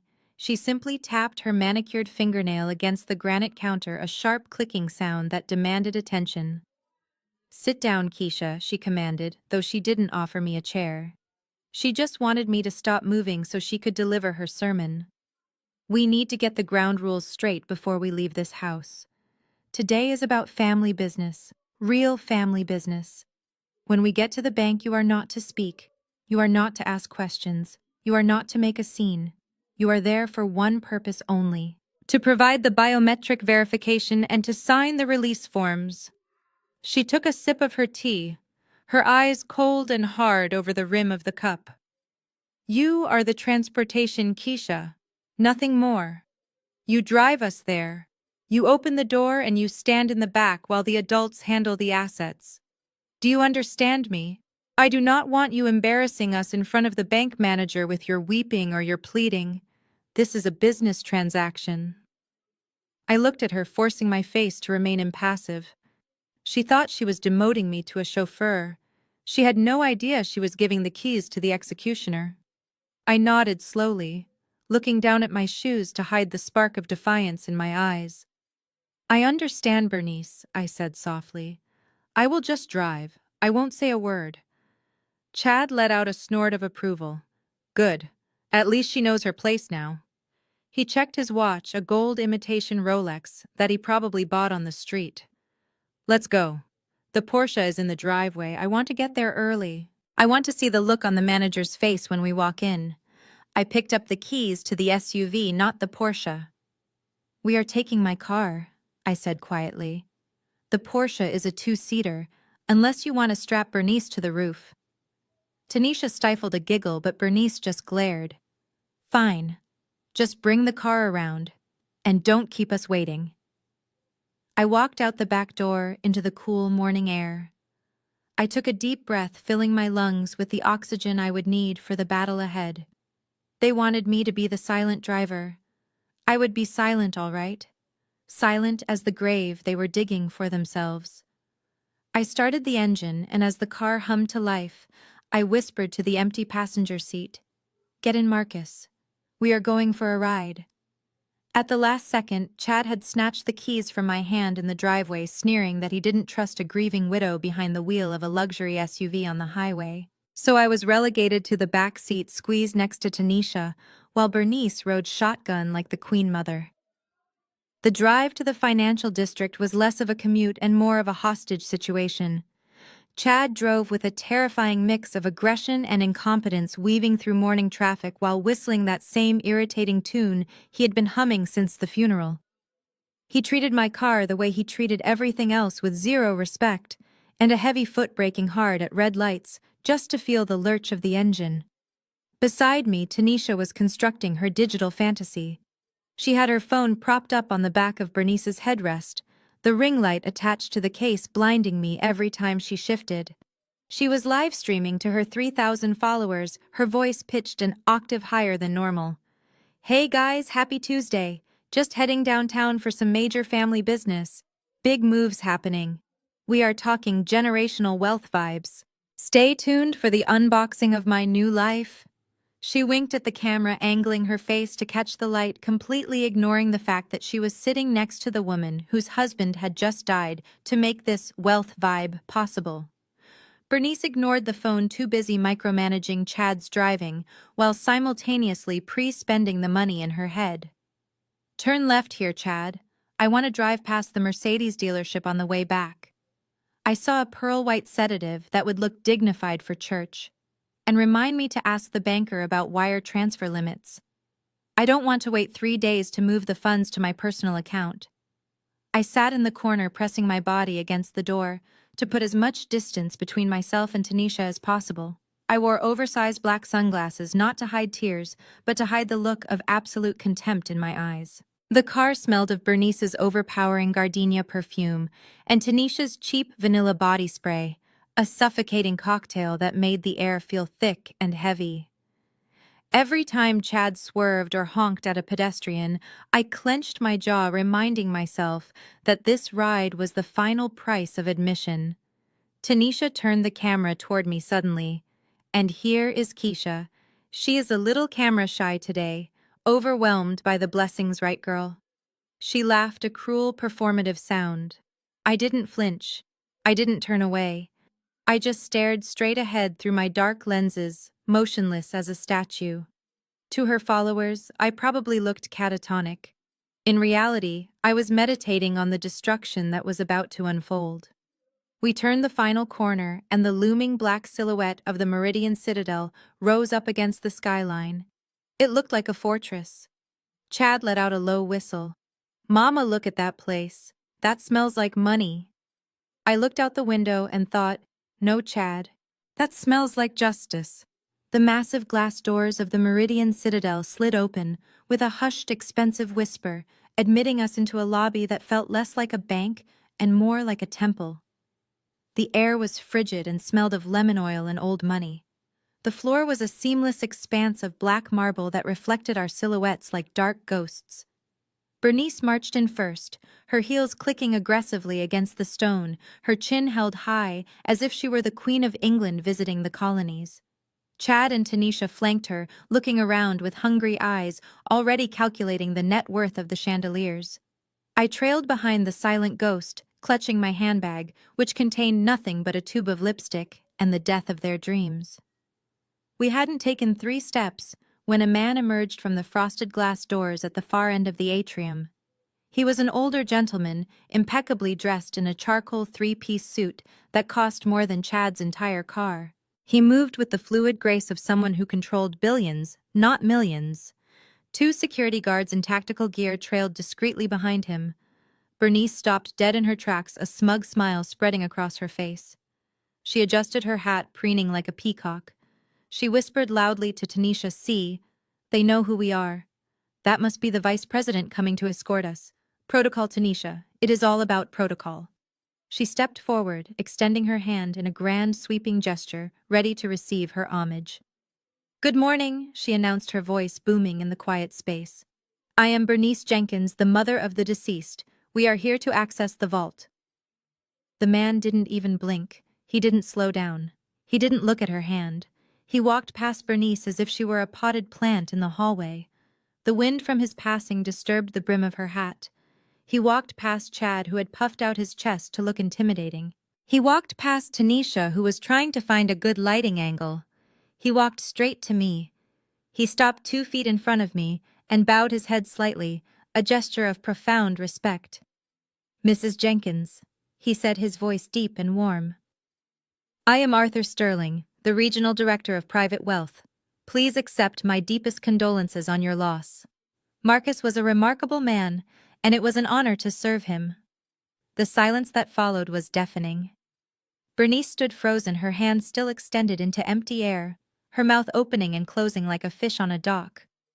Chad looked from the director to me, confusion knitting his brows. I looked at Mr. Sterling and saw the glint of recognition in his eyes. He knew. He knew everything. I extended my hand and he took it in both of his. "Thank you, Mr. Sterling," I said softly, my voice steady. "I appreciate you meeting us personally." Bernice finally found her voice shrill and indignant. "Excuse me, sir. I am the mother. I am the one filing the probate claim." "Why are you talking to the driver?" Mr. Sterling turned to her slowly, his expression shifting from warmth to glacial indifference. "Madam at the Meridian, we do not speak to claimants. We speak to the account holders, and Mrs. Jenkins is the only person on this list I recognize." He gestured toward the secure elevators. "Shall we? The vault is prepared." I stepped forward, leaving Bernice to scramble behind me, her heels clicking frantically to catch up to the woman she thought she owned. The elevator descent was smooth but interminable. We were not just going to the basement. We were traveling deep into the bedrock of the city, leaving the world of sunlight and cell service far behind. I watched the digital floor indicator tick past sub-level 3, the numbers glowing an ominous red in the brushed steel cabin. Tanisha held her phone up, waving it frantically in the air. No signal, she hissed, her voice sounding small in the confined space. "I cannot believe this. How am I supposed to stream the unboxing if I cannot go live?" Bernice slapped her hand down. "Put that thing away, Tanisha. Focus. We are entering the inner sanctum. Act like you belong here." But even Bernice looked unsettled. She was clutching her purse so tightly, her knuckles were white, the air pressure change in her ears, making her swallow repeatedly. When the doors finally slid open, we weren't greeted by a room, but by a fortress. The hallway was lined with gunmetal gray steel, illuminated by harsh recessed lighting that left no shadows. At the end of the corridor stood a checkpoint that looked more like a military black site than a bank. Mr. Sterling led us forward, his shoes clicking rhythmically on the polished concrete. 2 armed guards with assault rifles stood motionless by the heavy blast doors. Chad, who had been swaggering in the lobby, suddenly looked very small. I saw a bead of sweat trickle down his temple, disappearing into the collar of his shirt. He was looking around nervously, his eyes darting from the cameras in the ceiling to the weapons on the guard's hips. "This is heavy," Chad whispered, leaning in close to Bernice. "I mean, I have seen bank vaults, Mama, but this is different. You don't put cash behind 3 inches of ballistic steel and retinal scanners. Cash is bulky, cash takes up space." Bernice hissed at him to be quiet, but Chad couldn't stop. He was vibrating with a mix of fear and greed. "It has to be diamonds," he muttered, his voice trembling with excitement. "Or bearer bonds. Gold bullion. Something compact. Something worth millions. Marcus must have been sitting on a dragon's hoard." Mr. Sterling stopped at the primary checkpoint. He placed his hand on a biometric scanner and waited for the laser to sweep his iris. A heavy mechanical clank echoed through the hallway as the first set of bolts retracted. "Please step into the airlock one at a time," he instructed, his voice echoing off the metal walls. "No electronic devices. No recording equipment." As I stepped through the scanner, the green light washing over me, I looked back at them. They were huddled together, eyes wide, calculating the imaginary fortune that lay ahead. Chad was wiping his sweaty palms on his trousers, already spending the diamonds he had invented in his head. They were terrified of the security, awed by the power it represented. They didn't understand that the thickest walls aren't built to keep people out. They are built to keep secrets in. And the secret waiting for them behind that final door was heavier than any gold bar. I cleared the checkpoint and waited for them to join me, standing before the massive circular vault door that looked like the entrance to a missile silo. The air was cold, recycled, and smelled of ozone. The final barrier was about to fall. The massive circular door of the main vault swung open with a silence that defied its weight, revealing a room that looked less like a storage facility and more like a morgue for billionaires. Walls of brushed stainless steel rose from the floor to the ceiling, lined with thousands of numbered drawers. The air inside was significantly colder than the hallway, a temperature controlled to preserve paper and precious metals, but it felt like the chill of a tomb. Mr. Sterling walked briskly down the third aisle, his footsteps echoing sharply against the metal. Bernice, Chad, and Tanisha followed him like a pack of starving wolves, trailing a scent, their eyes darting frantically across the numbers. 300, 350, 400. Mr. Sterling stopped in front of a box at eye level. "Number 402. He turned to me, extending a gloved hand. "The key, Mrs. Jenkins." The silence in the room was absolute. I reached into my purse, bypassing the tissue packet and the lip balm, and pulled out the heavy brass key with the intricate teeth. It felt warm in my hand, the only warm thing in this frozen underworld. As I handed it to him, I saw Bernice twitch. She wanted to snatch it. She wanted to be the one to turn the lock, but she couldn't move. She was paralyzed by the proximity of the fortune she had spent years coveting. Mr. Sterling inserted his master key into the left lock, and then my key into the right. He turned them simultaneously. The mechanism clicked, a sound that seemed to reverberate through the steel walls. He slid the long rectangular metal cassette out of the wall. It was gray, nondescript, and terrifyingly ordinary. Chad leaned forward, his eyes wide. "Is it heavy?" he whispered hoarsely. "Does it feel heavy?" Mr. Sterling ignored him. He carried the box to a small, polished mahogany table in the center of the viewing area. He placed it down gently, as if it contained a bomb. The family gathered around the table, practically vibrating with greed. Tanisha had lowered her phone, her breath hitching in her throat. Bernice was gripping the edge of the table so hard, her fingernails were scratching the varnish. This was it, the moment of truth, the filial piety fund, the $500,000, the diamonds, the gold. Mr. Sterling stepped back, clasping his hands behind his back. "The box is yours, Mrs. Jenkins." Bernice didn't wait. She didn't offer a prayer or a moment of silence for her son. She lunged at the lid, throwing it back with a violence that shook the table. She looked down, her mouth already open in a smile of triumph. But the smile froze. It curdled into a mask of confusion, then horror. The box was not filled with stacks of $100 bills. It did not sparkle with diamonds. It was 90% air. Lying flat on the bottom of the cold metal container were two solitary items, a single red USB drive, and a thin manila file folder. For 3 seconds, nobody breathed. The reality refused to compute in their brains. They had built a castle on the foundation of this money, and the foundation had just vanished.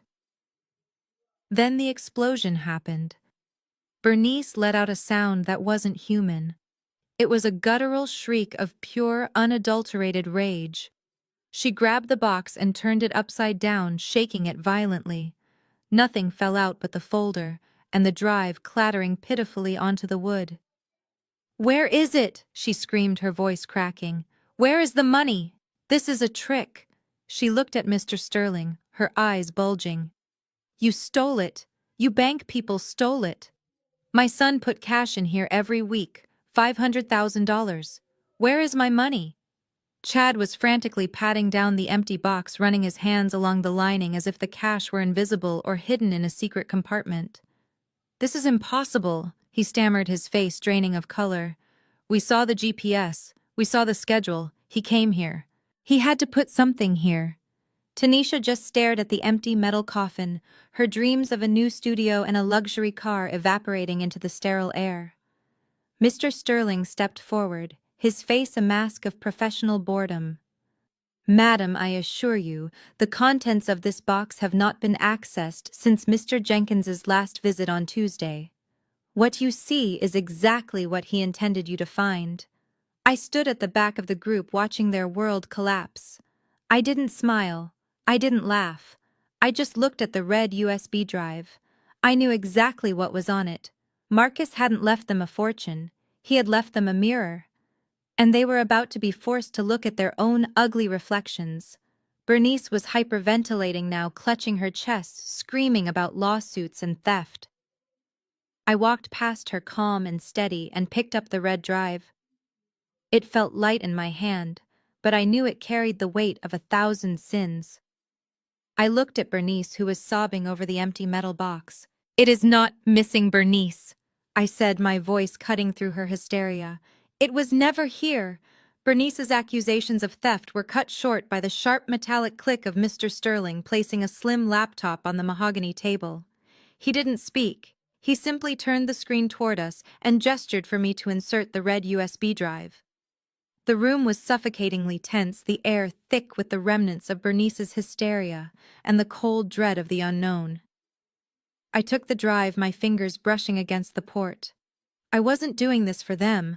I was doing this to hear his voice one last time. I pushed the drive in. A file window popped up instantly. A single video file named The Truth. I double-clicked. The screen flickered to black, and then there he was. Marcus. He was sitting in his study, the same study they had ransacked just days ago, wearing his favorite navy blue sweater, the one with the frayed cuff. He looked healthy. He looked tired, but he looked alive. Seeing him moving, breathing, blinking on that screen felt like a physical blow to my chest. A small sob escaped my throat before I could catch it. Bernice gasped, her hand flying to her mouth. Tanisha froze, her eyes wide and terrified. "Hey, Keisha," Marcus said from the screen, his voice warm and intimate, as if he were speaking only to me. He leaned into the camera, his eyes sad. "If you are watching this, baby, I'm sorry. It means I'm gone. And I'm sorry I left you alone with them." He looked down at his hands for a moment, then looked back up, his expression hardening. The warmth vanished, replaced by a steely resolve I rarely saw him direct at his family. "Mom, Tanisha, Chad, if you are seeing this video, it means you are in the vault. And if you are in the vault, it means you didn't listen to my will. It means you didn't respect my wife. It means you dragged Keisha down here, probably bullying her, probably threatening her, convinced that I was hiding a pot of gold for you." Bernice made a choking sound, shaking her head as if to deny the accusation coming from her dead son. But Marcus continued, his voice echoing in the steel room. There is no money in this box, Mom. There is no filial piety fund. There are no diamonds. There is no secret fortune. He leaned back in his chair, sighing deeply. You want to know why I came to the bank every Tuesday? You want to know what I did for those 2 hours? I sat in a private viewing room, and I read. He held up a paperback book to the camera. I read books. I listened to jazz. I sat in silence. I paid for this safety deposit box just to rent a few cubic feet of air where you couldn't call me, where you couldn't ask me for money, where you couldn't critique my marriage or my life. I didn't come here to build you a nest egg, Mom. I came here to escape you. The silence in the vault was absolute. It was heavier than the steel door. Tanisha looked like she might be sick. Chad was staring at his shoes, unable to look at the man on the screen. Bernice was trembling, tears streaming down her face, but they weren't tears of grief anymore. They were tears of humiliation. I loved you, Mom, Marcus said, his voice cracking slightly. I tried to be the good son. I paid your debts. I covered your mistakes at the church. I bought you the cars and the clothes. I spent 20 years trying to fill the hole inside you with money, but I finally realized it's a bottomless pit. You drained me. You drained my spirit. And I knew that when I died, you would try to drain Keisha too. He pointed a finger at the camera, his eyes blazing. That is why I set this up. The Tuesday protocol wasn't to give you money, it was to give you a reality check. You are looking at an empty box because you have already taken everything I had to give. The only thing I have left is for my wife. Marcus softened again, looking back at the lens with that familiar, gentle smile. Keisha, the file in the folder is for you. It's the only thing that matters. I love you. Don't let them break you. You are the only real family I ever had. The screen went black. The video ended. And for the first time in her life, Bernice Jenkins had absolutely nothing to say. The video file ended, but the silence in the vault was almost immediately broken by the sound of Mr. Sterling sliding the manila folder across the polished table. It came to rest directly in front of Bernice. She stared at it as if it were a venomous snake, her hands trembling too violently to reach out. Open it, Mr. Sterling said, his voice devoid of warmth. It is the second part of Mr. Jenkins's statement. When she didn't move, I reached past her and flipped the cover open. Inside, there were no bearer bonds or stock certificates.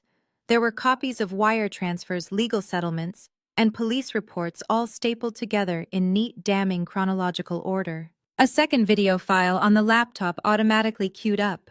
Marcus appeared again, but this time the camera angle was different. He was holding a stack of papers, the same papers that now lay on the table. Let's go through the ledger, Marcus said from the screen, his tone shifting from sadness to the cold, hard precision of an accountant. You all thought I came to the bank on Tuesdays to deposit cash. You were half right. I did come to handle cash. I came to withdraw it. Large, untraceable sums that I needed to clean up the messes you made before they destroyed our family name. He held up the first document. The date was stamped clearly at the top 2 years ago. This is for you, Mom. The Grace Tabernacle Roof Fund. You told the deacons that the $25,000 went to a contractor who ran off with the money. But we both know there was no contractor. You wired that money to a casino in Atlantic City to cover a marker you couldn't pay. Bernice let out a strangled gasp, her face turning an ashen gray. On the screen, Marcus continued, his eyes boring into hers. The church was going to press charges, Mom. Embezzlement. Elder Smith called me. He was ready to go to the police. I came to this vault, took out $25,000 of my own savings, and drove to the rectory to pay him off personally. I bought your reputation back. I bought your freedom, and I never asked you for a dime of it back. I just asked you to stop. But you didn't, did you? He flipped the page. 6 months later. Another $15,000. This time it was the charity gala funds. I paid that too. You aren't standing here today as a wealthy matriarch because of your own virtue, Mom. You are standing here as a free woman because I drained my accounts to keep you out of an orange jumpsuit. Tanisha was shaking her head, backing away from the table, trying to distance herself from her mother's shame. But Marcus wasn't done. He turned his gaze to the lens, and it felt like he was looking directly at his sister. "Don't look so superior, Tanisha. You are next." He held up a photo of a mangled bicycle and a police report. "The incident on 4th Street last year. You told Keisha you were at a spa weekend. You told the insurance company your car was stolen. But you called me at 3 in the morning, crying, slurring your words, terrified because you had hit a college student and driven away." Tanisha let out a sharp cry, clapping her hands over her ears. "No, stop it, turn it off," she shrieked. But the video played on, relentless. Marcus's voice was heavy with fatigue. "It was a felony hit and run, Tanisha, plus a DUI. That would have been 5 years in prison minimum. It would have ended your little influencer career before it started. I hired the best defense attorney in the state. I paid the victim's medical bills. I paid the settlement to seal the record. $80,000, Tanisha. That money came from this vault. It came from the future I was trying to build with my wife." I looked at the documents in the folder. The wire transfer receipts matched his story perfectly. The dates aligned with the Tuesday visits. The mysterious Project Protect K wasn't about a mistress. It was about protecting me from the knowledge that I had married into a family of criminals. He hadn't been hiding a secret life. He had been hiding their secret crimes. Marcus lowered the papers on the screen. "So when you ask where the money is, the answer is simple. You spent it. You are wearing it, Tanisha. You are driving it, Mom. The inheritance you are fighting for is already gone. I spent the last 2 years of my life working double shifts at the restaurant, not to get rich, but to keep you two from being arrested. I paid for your sins with my sweat, and now the account is closed." Mr. Sterling reached out and gently closed the laptop. The silence that followed was total. It was the silence of a vacuum where all the oxygen had been sucked out. Bernice looked at the empty box, then at me, her eyes hollow. She had come here expecting a fortune. Instead, she found a receipt for a life she had squandered.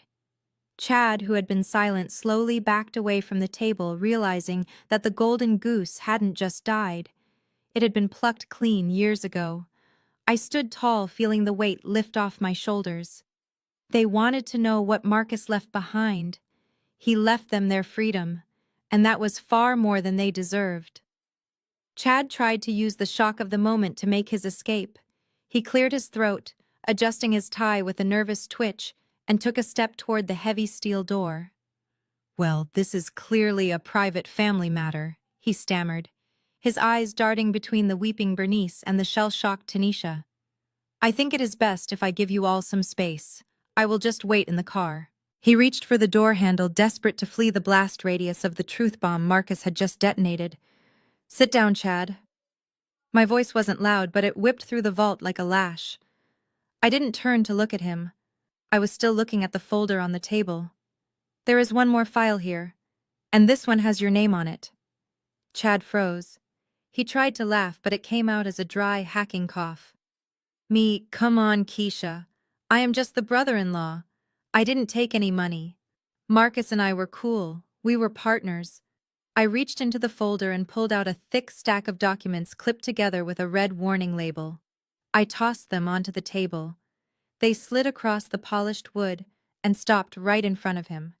It was a forensic handwriting analysis report attached to a high-interest loan agreement from a shadow lender known for breaking kneecaps rather than filing lawsuits. "You are right, Chad.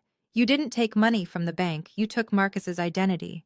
I pointed to the signature at the bottom of the loan document. It read, "Marcus Jenkins," but the loop of the J was too wide and the slant was too aggressive. It was a forgery. A good one, but not good enough to fool a forensic accountant. "You took out a $200,000 loan with the Petrovic Syndicate 6 months ago. You used the restaurant as collateral. And you signed Marcus's name." Tanisha looked up, her mascara running down her cheeks. "You did what? You put the restaurant up. That is our inheritance, you idiot." Chad's face turned a mottled purple. "That is a lie. Marcus signed that he wanted to invest in my crypto venture. He believed in me." I nodded to Mr. Sterling, who tapped a key on the laptop. A new video window opened. This wasn't a recording of Marcus sitting in his chair. This was security footage from the back office of the restaurant dated 3 months ago. The timestamp in the corner read 11:42 p.m. The image was grainy black and white, but the violence was unmistakable. On the screen, Chad was cornering Marcus against the safe. Chad wasn't the goofy, bumbling leech he pretended to be. He was aggressive, shoving Marcus hard against the wall. We could hear the audio clearly. Chad was screaming, "You have to pay them, Marcus. They are going to kill me. I told them you were the partner. I told them you had the cash." On the screen, Marcus looked calm but tired. He pushed Chad's hands off his chest.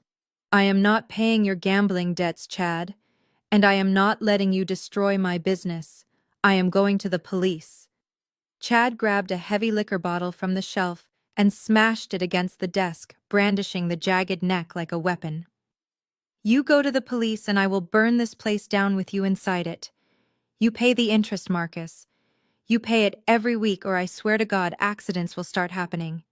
Maybe to Tanisha. Maybe to that wife of yours." The video froze on Chad's face, twisted in a mask of pure, unadulterated malice. In the vault, the real Chad looked like he was about to vomit. He backed away until his back hit the cold steel wall. Bernice stood up slowly. She wiped her face, her expression shifting from humiliation to a cold reptilian fury. She walked over to Chad. "You threatened my son," she whispered. "You threatened to hurt Tanisha." Chad held up his hands. "It wasn't like that, Mama B. I was stressed. I was in a hole." Marcus understood. "He was helping me." "He was paying your blackmail," I shouted, slamming my hand on the table. The weekly payments from this vault weren't just for Bernice's theft or Tanisha's accidents. The biggest chunk was going to the Petrovic brothers to keep them from coming after you. Marcus wasn't investing in you. He was paying a ransom to keep you from getting killed, you ungrateful parasite. And the stress, the hypertension, the heart attack that killed him. You loaded the gun. Chad, you might as well have pulled the trigger." Chad looked at Tanisha for support, but she looked at him with pure disgust. "You gambled away my brother's life," she spat. "I picked up the loan document. The principal is still outstanding, Chad. And since Marcus is dead, the loan sharks are going to come looking for the signatory. But guess what? I have already sent this forensic report to the Petrovic brothers. They know Marcus didn't sign it. They know it was you." Chad's knees gave out. He slid down the wall, sliding into a heap on the floor. He knew what that meant. In the world he played in, fraud wasn't punished with a lawsuit. It was punished with blood. He wasn't just broke, he was a dead man walking. And for the first time, looking at the man who had tormented my husband into an early grave, I felt absolutely no pity. The vault was cold, but the justice being served was scorching hot. The vault was silent except for Chad's ragged breathing from the floor where he had collapsed. The air felt thin, stripped of all the oxygen, by the weight of the revelations that had just crushed the Jenkins family. They were broken, terrified, and humiliated, but I knew they were still holding on to one desperate thread of hope: the assets. Even without the cash in the box, they believed the house, the vintage Porsche, and the thriving restaurant were still part of the general estate. They believed that by blood right they were entitled to the physical kingdom Marcus had built. It was time to sever that last thread. Mr. Sterling cleared his throat, a sharp sound that snapped Bernice's attention back to the table. He reached into his leather briefcase, which had remained closed until this moment, and pulled out a bound document with a blue cover. It was thick, stamped with the official seal of the state court, and tied with a black ribbon. He placed it in the center of the table, not sliding it this time, but setting it down like a tombstone. Bernice wiped her eyes, her survival instinct kicking in. "Fine," she croaked, her voice trembling. "So there is no cash. We accept that Marcus made poor choices with his money to fix family mistakes, but there is still the matter of the house, and the business. As his mother, I am the next of kin for the real estate. We will sell the restaurant to pay off Chad's mess, and I will move into the house to manage the inventory. We can still salvage this." Mr. Sterling looked at her with an expression that was almost pitying. Madam, you seem to be laboring under a significant misunderstanding regarding the legal status of your son's property. You are speaking of an estate, but there is no estate to probate. Bernice blinked, confused. What do you mean? He is dead. Everything he owned is his estate. Mr. Sterling opened the blue folder to the first page. 2 years ago, on the same day, Mr. Jenkins opened this safety deposit box. He also executed a legal instrument known as the Phoenix Irrevocable Trust. He looked at me, giving a small nod before turning the document toward Bernice. An irrevocable trust is a permanent structure. Once assets are placed into it, they no longer belong to the individual. They belong to the trust, and they cannot be removed, altered, or claimed by creditors or relatives. He pointed to a paragraph in the middle of the page. On that date, Marcus transferred the deed to the residence at Highland Park, the title to the Porsche 911, and 100% of the shares of Jenkins Soul Food Enterprises into the Phoenix Trust. Legally speaking, Marcus died owning nothing but the clothes on his back. Everything else had been owned by the trust for 24 months. Tanisha grabbed the document, her eyes scanning the pages frantically. But who controls the trust? She demanded, her voice shrill. Who is the trustee? If he put it in a trust, the family must be the beneficiaries. Mr. Sterling turned the page to the signature line. The sole trustee and the sole beneficiary of the Phoenix Trust is Mrs. Keisha Jenkins. The silence that followed was total. It was the sound of a guillotine blade hitting the block. Bernice grabbed the edge of the table, swaying as if the floor had tilted beneath her feet. No, she whispered. That is not legal. He wouldn't do that. He wouldn't cut his own mother out. It is marital property. I will contest it. Mr. Sterling closed the folder with a definitive snap. You cannot contest a trust that has been active for 2 years, madam. It is ironclad. We anticipated challenges, which is why Marcus included a specific clause. He opened the folder again, tapping a bolded section. The disinheritance clause. It states that if any family member attempts to challenge the validity of this trust or harass the beneficiary, they are to be immediately severed from any potential goodwill gifts. He looked at Bernice, his voice dropping to a dangerous low. That means, Mrs. Jenkins, that the house you are currently sleeping in does not belong to your son's estate.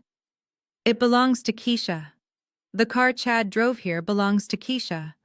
The restaurant you plan to sell belongs to Keisha. You are not heirs. You are, legally speaking, trespassers. I watched the realization wash over them. It was total devastation. Bernice looked at me, and for the first time I didn't see arrogance. I saw fear. She realized that she wasn't the matriarch anymore. She was a guest who had overstayed her welcome in a house I owned. Tanisha looked at her phone, realizing her unboxing video would never happen because there was nothing to unbox. And Chad, still on the floor, realized he had no collateral to offer the men who were coming to break his legs. I picked up the blue document. It felt heavy, solid, and real. Marcus hadn't just protected me. He had armed me. He knew they would come for me the moment he was gone, so he had removed the battlefield from under their feet before the war even started. I looked at Bernice, who was now weeping softly, a broken old woman in a hat that was too big for her. You wanted the keys to the kingdom, Bernice, I said quietly. But Marcus knew you would burn the kingdom down. So he gave the keys to the only person who helped him build it. I turned to Mr. Sterling. Thank you, Arthur. I think we are done here. I have some evictions to file. I walked out of the vault without looking back, the sound of my heels echoing on the steel floor like the ticking of a clock that had finally run out of time for the Jenkins family. They were left in the cold with the empty metal box while I walked out into the sunlight, owning everything. The silence that followed the revelation of the trust was heavy, broken only by the hum of the air filtration system and Chad's ragged breathing from the floor. He was trying to scramble to his feet, his movements jerky and uncoordinated like a puppet with cut strings. He looked at me with eyes that were no longer arrogant, but pleading, a desperate animal, realizing the trap had shut. He opened his mouth to speak, probably to offer some pathetic deal or beg for a loan to pay off the Petrovic brothers, but I didn't give him the chance. The time for negotiation had ended the night he threatened to burn my husband's legacy to the ground.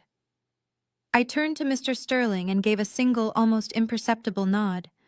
It was the signal we had agreed upon before I even stepped foot in the lobby. Sterling pressed a silent alarm button under the lip of the mahogany table, and the heavy steel blast doors at the entrance of the vault corridor hissed open. The sound of heavy boots hitting the concrete floor echoed like thunder. 4 officers in tactical vests emblazoned with Economic Crimes Unit stormed into the viewing room. They didn't look around. They didn't ask questions. They moved with the precision of a strike team that had been briefed on exactly who their target was. Bernice let out a shriek, clutching her chest. "What is happening? Who called the police? We are a respectable family." One of the officers, a tall man with a face carved from granite, stepped over her legs and grabbed Chad by the lapels of his cheap suit, hauling him to his feet. "Chadwick Davis," he barked, his voice bouncing off the steel walls. "You are under arrest." Chad began to thrash, sweat flying from his forehead. "For what? I didn't steal anything. The box is empty. This is a mistake." The officer spun him around and slammed him against the metal wall, the sound of the impact sickeningly loud. He pulled a pair of zip-tie cuffs from his belt. "You are being charged with 3 counts of felony wire fraud, aggravated identity theft, and extortion in the 1st degree.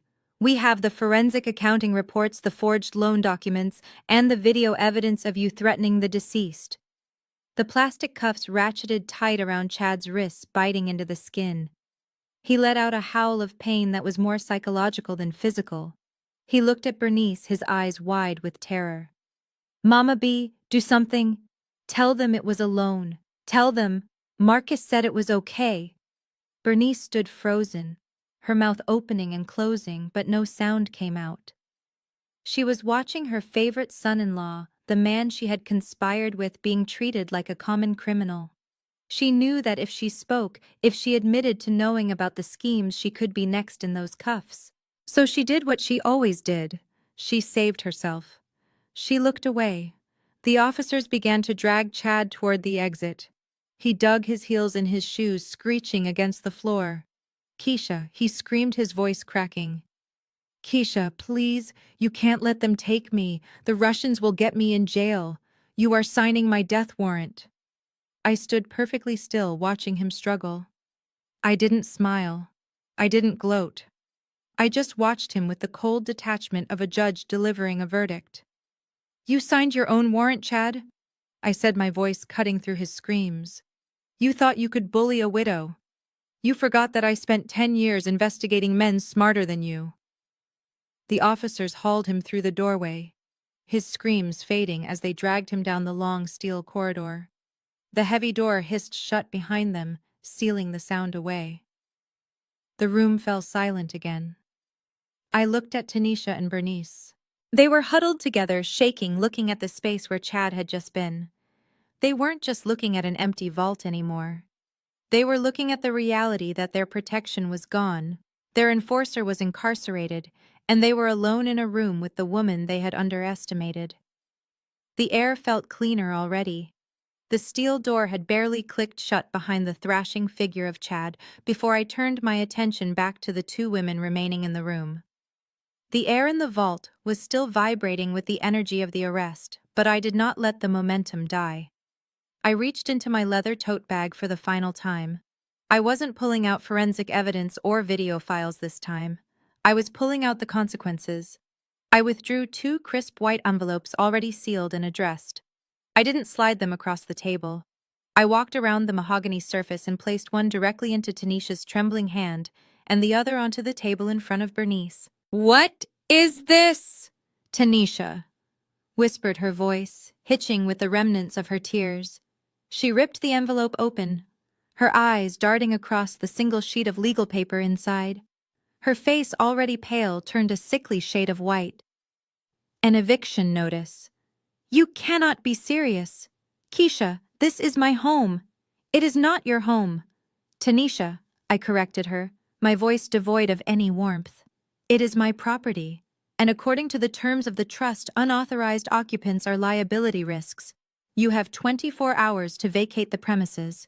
That means you need to be out by noon tomorrow. Anything left behind will be considered abandoned property and donated to charity." Tanisha let out a wail that echoed painfully off the metal walls. She dropped the paper as if it burned her. "Where am I supposed to go? I have inventory in that closet. I have a shoot scheduled for Friday. You are ruining my life." She looked at her mother, desperate for a savior, but Bernice was staring at her own notice, her eyes bulging. Bernice stood up, her chest heaving. She looked at the eviction notice, then at me, and I saw the gears turning in her head. She realized that bullying hadn't worked. She realized that legal threats had failed. So she reached for the weapon she had used to control Marcus for 30 years. Guilt. She suddenly gasped, a loud theatrical sound, and clutched her left arm. "My heart," she moaned, stumbling back against the chair. "Oh Lord, the stress. It is too much. I can't breathe. Keisha, you are killing me." My chest. She slumped sideways, catching herself on the table, trying to slide to the floor in a tragic heap. She looked up at me through fluttering eyelids, waiting for me to rush to her side to apologize, to rip up the eviction notice in a panic. I didn't move. I didn't flinch. I stood with my arms crossed, watching her performance with the boredom of a critic watching a bad play. Tanisha screamed, "Mama! Oh my God, she is having a heart attack! Help her! You have to help her!" Mr. Sterling reached for the phone on the wall, but I held up a hand to stop him. "She is fine, Arthur," I said calmly. Bernice let out another moan, louder this time, trying to sell the agony. "I am dying," she wheezed.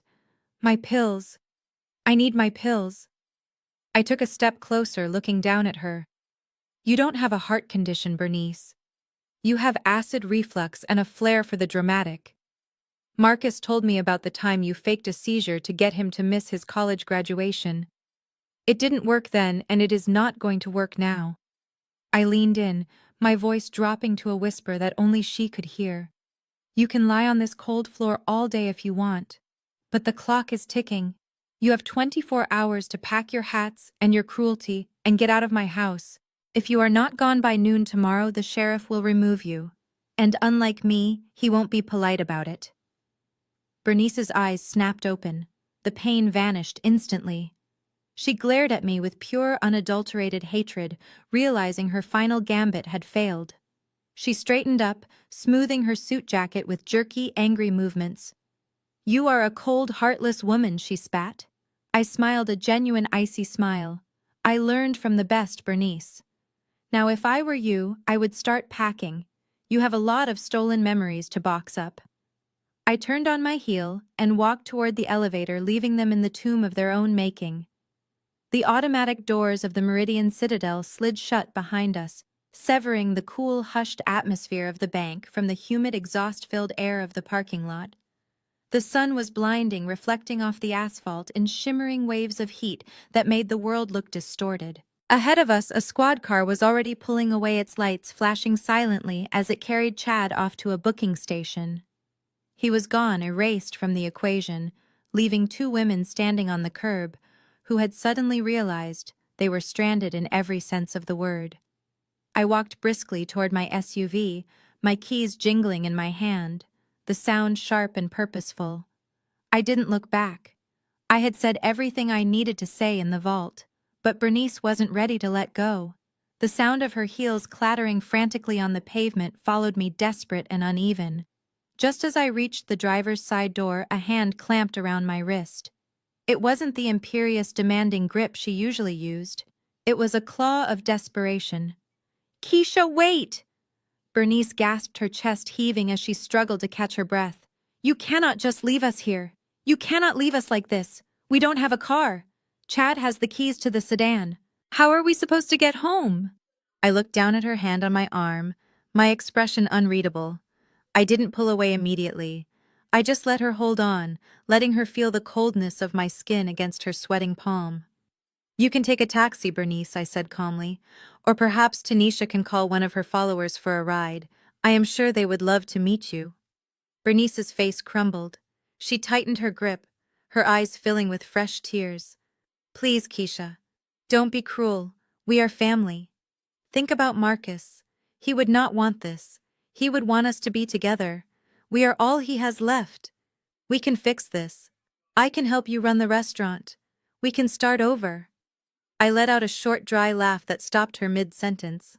I used my other hand to deliberately peel her fingers off my wrist one by one, as if removing a dirty rag. Family, I repeated, testing the word like it was a piece of rotten fruit. That is a funny word coming from you, Bernice. I took a step closer to her, forcing her to look up at me. You spent 5 years telling anyone who would listen that I was an outsider. You told the church choir I was a charity case. You told the neighbors I was a gold digger. And just last week at the funeral, I heard you tell Tanisha that I was a stranger who didn't deserve the Jenkins name. Bernice opened her mouth to protest, but I cut her off. You were right, Bernice. I am not a Jenkins. I am the trustee. I am the owner. And you are just a woman who realized too late that she burned the only bridge she had left. You didn't want a daughter-in-law. You wanted a servant. Well, consider this my resignation. I opened the car door and slid into the leather seat, the interior cool and smelling faintly of the vanilla air freshener Marcus had picked out. Bernice banged her fist against the window as I started the engine. Keisha, please open the door. Where will I go? I put the car in reverse and looked at her through the glass one last time. She looked small, old, and incredibly ordinary. The monster that had haunted my marriage was gone, replaced by a pathetic woman standing in the exhaust of a luxury SUV she would never ride in again. I didn't roll down the window. I didn't mouth an apology. I simply backed out of the space, turned the wheel, and drove toward the exit. As I merged into traffic, leaving them shrinking in the rearview mirror, I felt a weight lift from my chest that I hadn't realized I was carrying. I was finally free. I didn't return to the house alone. When I pulled into the driveway, a black sedan was already idling by the curb, flanked by 2 large men in dark suits. They were private security contractors I had hired on the ride home, instructed to ensure that the transition of power was absolute and physical. I unlocked the front door and stood in the foyer checking my watch. The taxi carrying Bernice and Tanisha pulled up moments later, looking garish and cheap against the manicured lawn. They stepped out, looking like refugees from a war. They had started, their faces streaked with makeup and sweat. I met them at the threshold.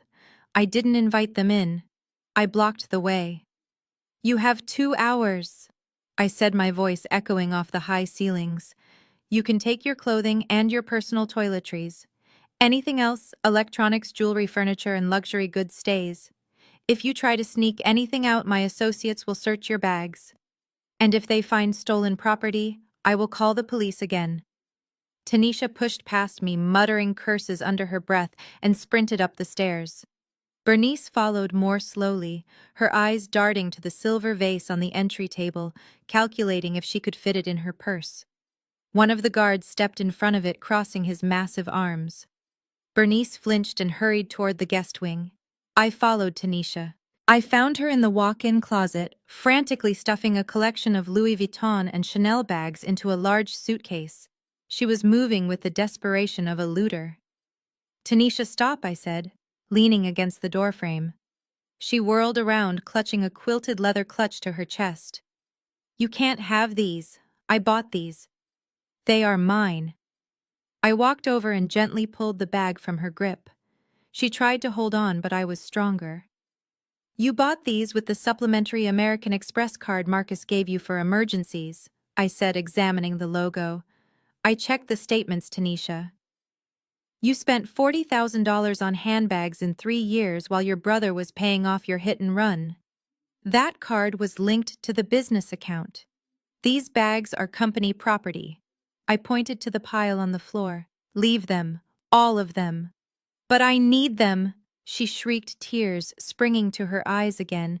I can't be seen with a Target suitcase. My image is everything. Your image is a lie paid for by a dead man, I retorted. Pack your jeans and your t-shirts. The costume party is over. I motioned for the guard to stand in the doorway. He began to collect the designer bags, piling them up like evidence. Tanisha collapsed onto the floor, sobbing into her hands, stripped of the only identity she had ever known. I went downstairs to check on Bernice. She was in the kitchen, wrapping a set of crystal wine glasses in a dish towel. "Put them back, Bernice," I said, startling her. She dropped a glass. It shattered on the tile, the sound sharp and final. "Those were a wedding gift," she hissed. "From my sister. They were a gift to the couple," I corrected. "And since you spent the last 5 years trying to break that couple up, you don't get to keep the crystal." I pointed to the door. "Your box is waiting in the hall. It contains your coats and your Bible. I suggest you read the parts about greed and theft while you wait for your ride." 30 minutes later, they stood on the porch. Tanisha was dragging a garbage bag full of clothes. Bernice was clutching a cardboard box. They looked small. They looked ordinary. They looked nothing like the royalty they thought they were. I stood in the doorway, the cool air from the house rushing past me. "Leave the keys," I said. Tanisha threw hers into the bushes. Bernice placed hers on the mat with a trembling hand. I watched them walk down the driveway toward the street, their figures receding into the afternoon heat. I didn't feel triumph. I felt a profound, quiet relief. I stepped back inside and closed the heavy oak door. The lock clicked into place with a sound that felt like the final period at the end of a long, painful sentence. The house was silent, and for the first time since I married Marcus, it finally felt like mine. The silence that wrapped around the house was no longer cold or threatening. It was the silence of a blank page that had been scrubbed clean, ready for new words. I stood in the center of the living room, the former battlefield of my in-laws' gaudy parties and endless arguments. The stench of Bernice's cheap gardenia perfume and the sickly sweet odor of Tanisha's vape smoke still lingered in the air like stubborn ghosts. I threw open every window, letting the afternoon breeze sweep through and drag that filth out. It was time for the final ritual to turn this place back into the sanctuary Marcus and I had built. I gathered everything Tanisha had called art into a pile. The gaudy abstract paintings she bought with embezzled restaurant funds, the cheap faux fur rugs she had thrown over my hardwood floors to hide their beauty. I didn't sell them. I didn't donate them. I tossed them all into the stone fire pit in the backyard. The flames roared to life, licking up the symbols of greed and laziness. I stood there watching the plastic melt and the canvas turn to ash, feeling like I was incinerating the bad memories of the past week. Back inside, I popped the lid on a can of cream white paint, the original color Marcus and I had chosen when we first moved in.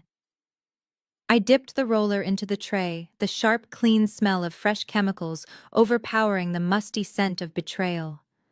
With every decisive stroke, I erased the stains on the walls, the scuffs left by Chad's luggage, and the faint pencil marks Tanisha had made to mark her territory. Each new coat of paint was a reclamation of sovereignty. The walls turned bright, clean, and pure again.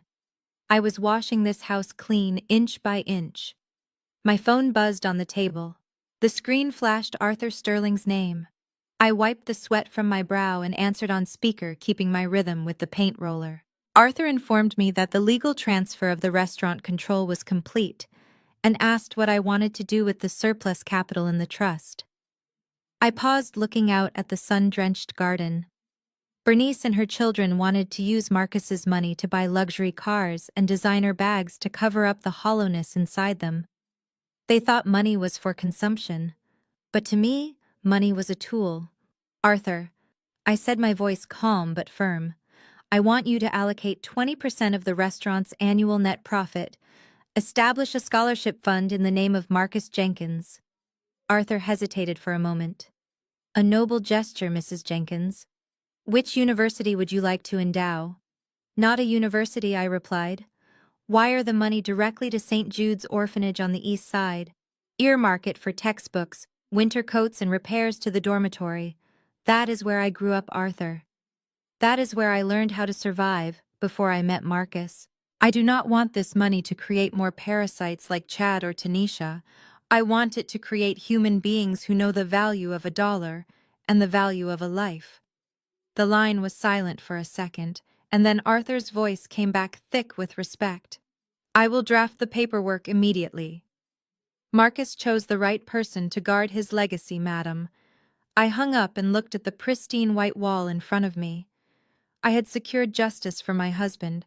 I had punished the greedy, and now I was planting seeds of kindness in the ashes they left behind.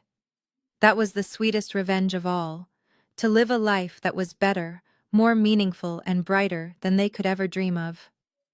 The grand reopening banner fluttered in the autumn breeze draped across the freshly painted white facade of the restaurant.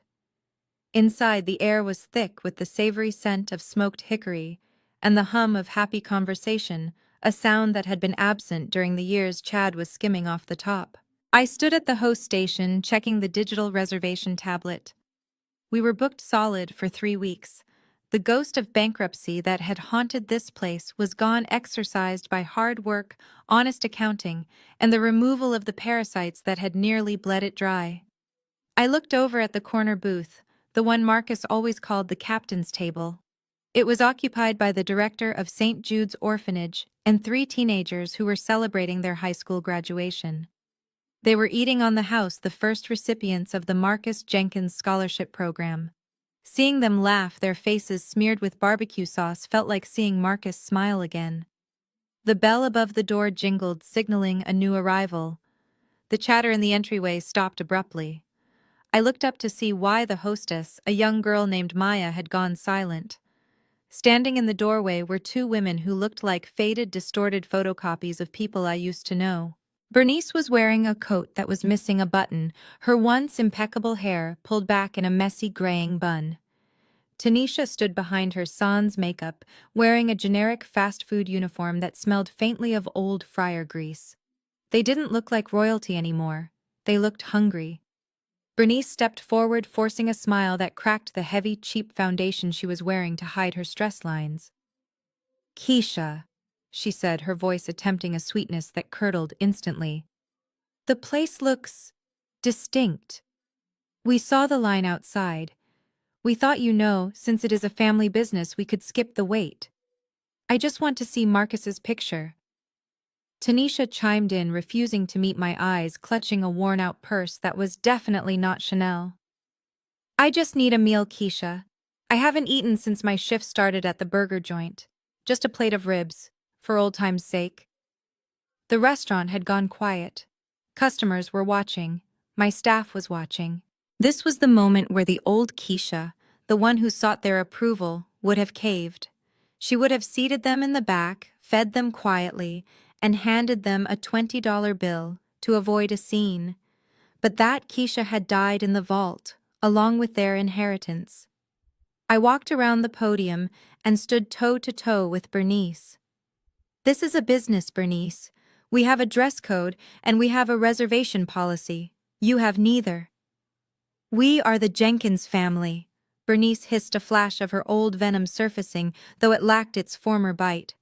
"My blood built this place, and your greed nearly destroyed it." I reminded her softly, my voice calm and final. "Chad was sentenced to 8 years yesterday for fraud and extortion." "Did you hear the judge called him a predator? I imagine he is missing his family right now. Maybe you should go visit him during visiting hours instead of harassing paying customers." I signaled to the security guard, the same one who had helped them pack their boxes months ago. "Escort these ladies off the property. If they return, file a trespassing order." Bernice opened her mouth to scream, to play the victim one last time, but the fight had left her. She looked at the warm, glowing dining room, a paradise she was barred from entering, and saw the reality of her choices reflected in the faces of the diners, who turned away from her in embarrassment. Tanisha didn't even argue. She just turned and trudged out into the cold, defeated. As the door closed behind them, shutting out the chill, I turned back to the dining room. "Sorry about the draft, everyone," I announced with a smile. "Please enjoy your meal." The room erupted in applause. I walked back to the kitchen, passing the framed photo of Marcus hanging by the pass. I touched the frame lightly. "We did it, baby. The weeds are pulled. The garden is finally growing. And the harvest is all yours." This story serves as a powerful reminder that silence should never be mistaken for weakness. Often it is merely a strategy waiting to strike. Keisha's victory proves that greed is a self-destructive force, blinding those who harbor it until they walk willingly into their own downfall. While the Jenkins family relied on entitlement and manipulation, Keisha utilized patience and forensic truth to reclaim her life. The ultimate lesson is that you cannot build a prosperous future on the foundation of someone else's suffering. True legacy isn't what you inherit, but the character you maintain when the world tries to break you. If you enjoyed this satisfying saga of justice served cold, don't forget to like, subscribe, and hit the notification bell for more stories of retribution.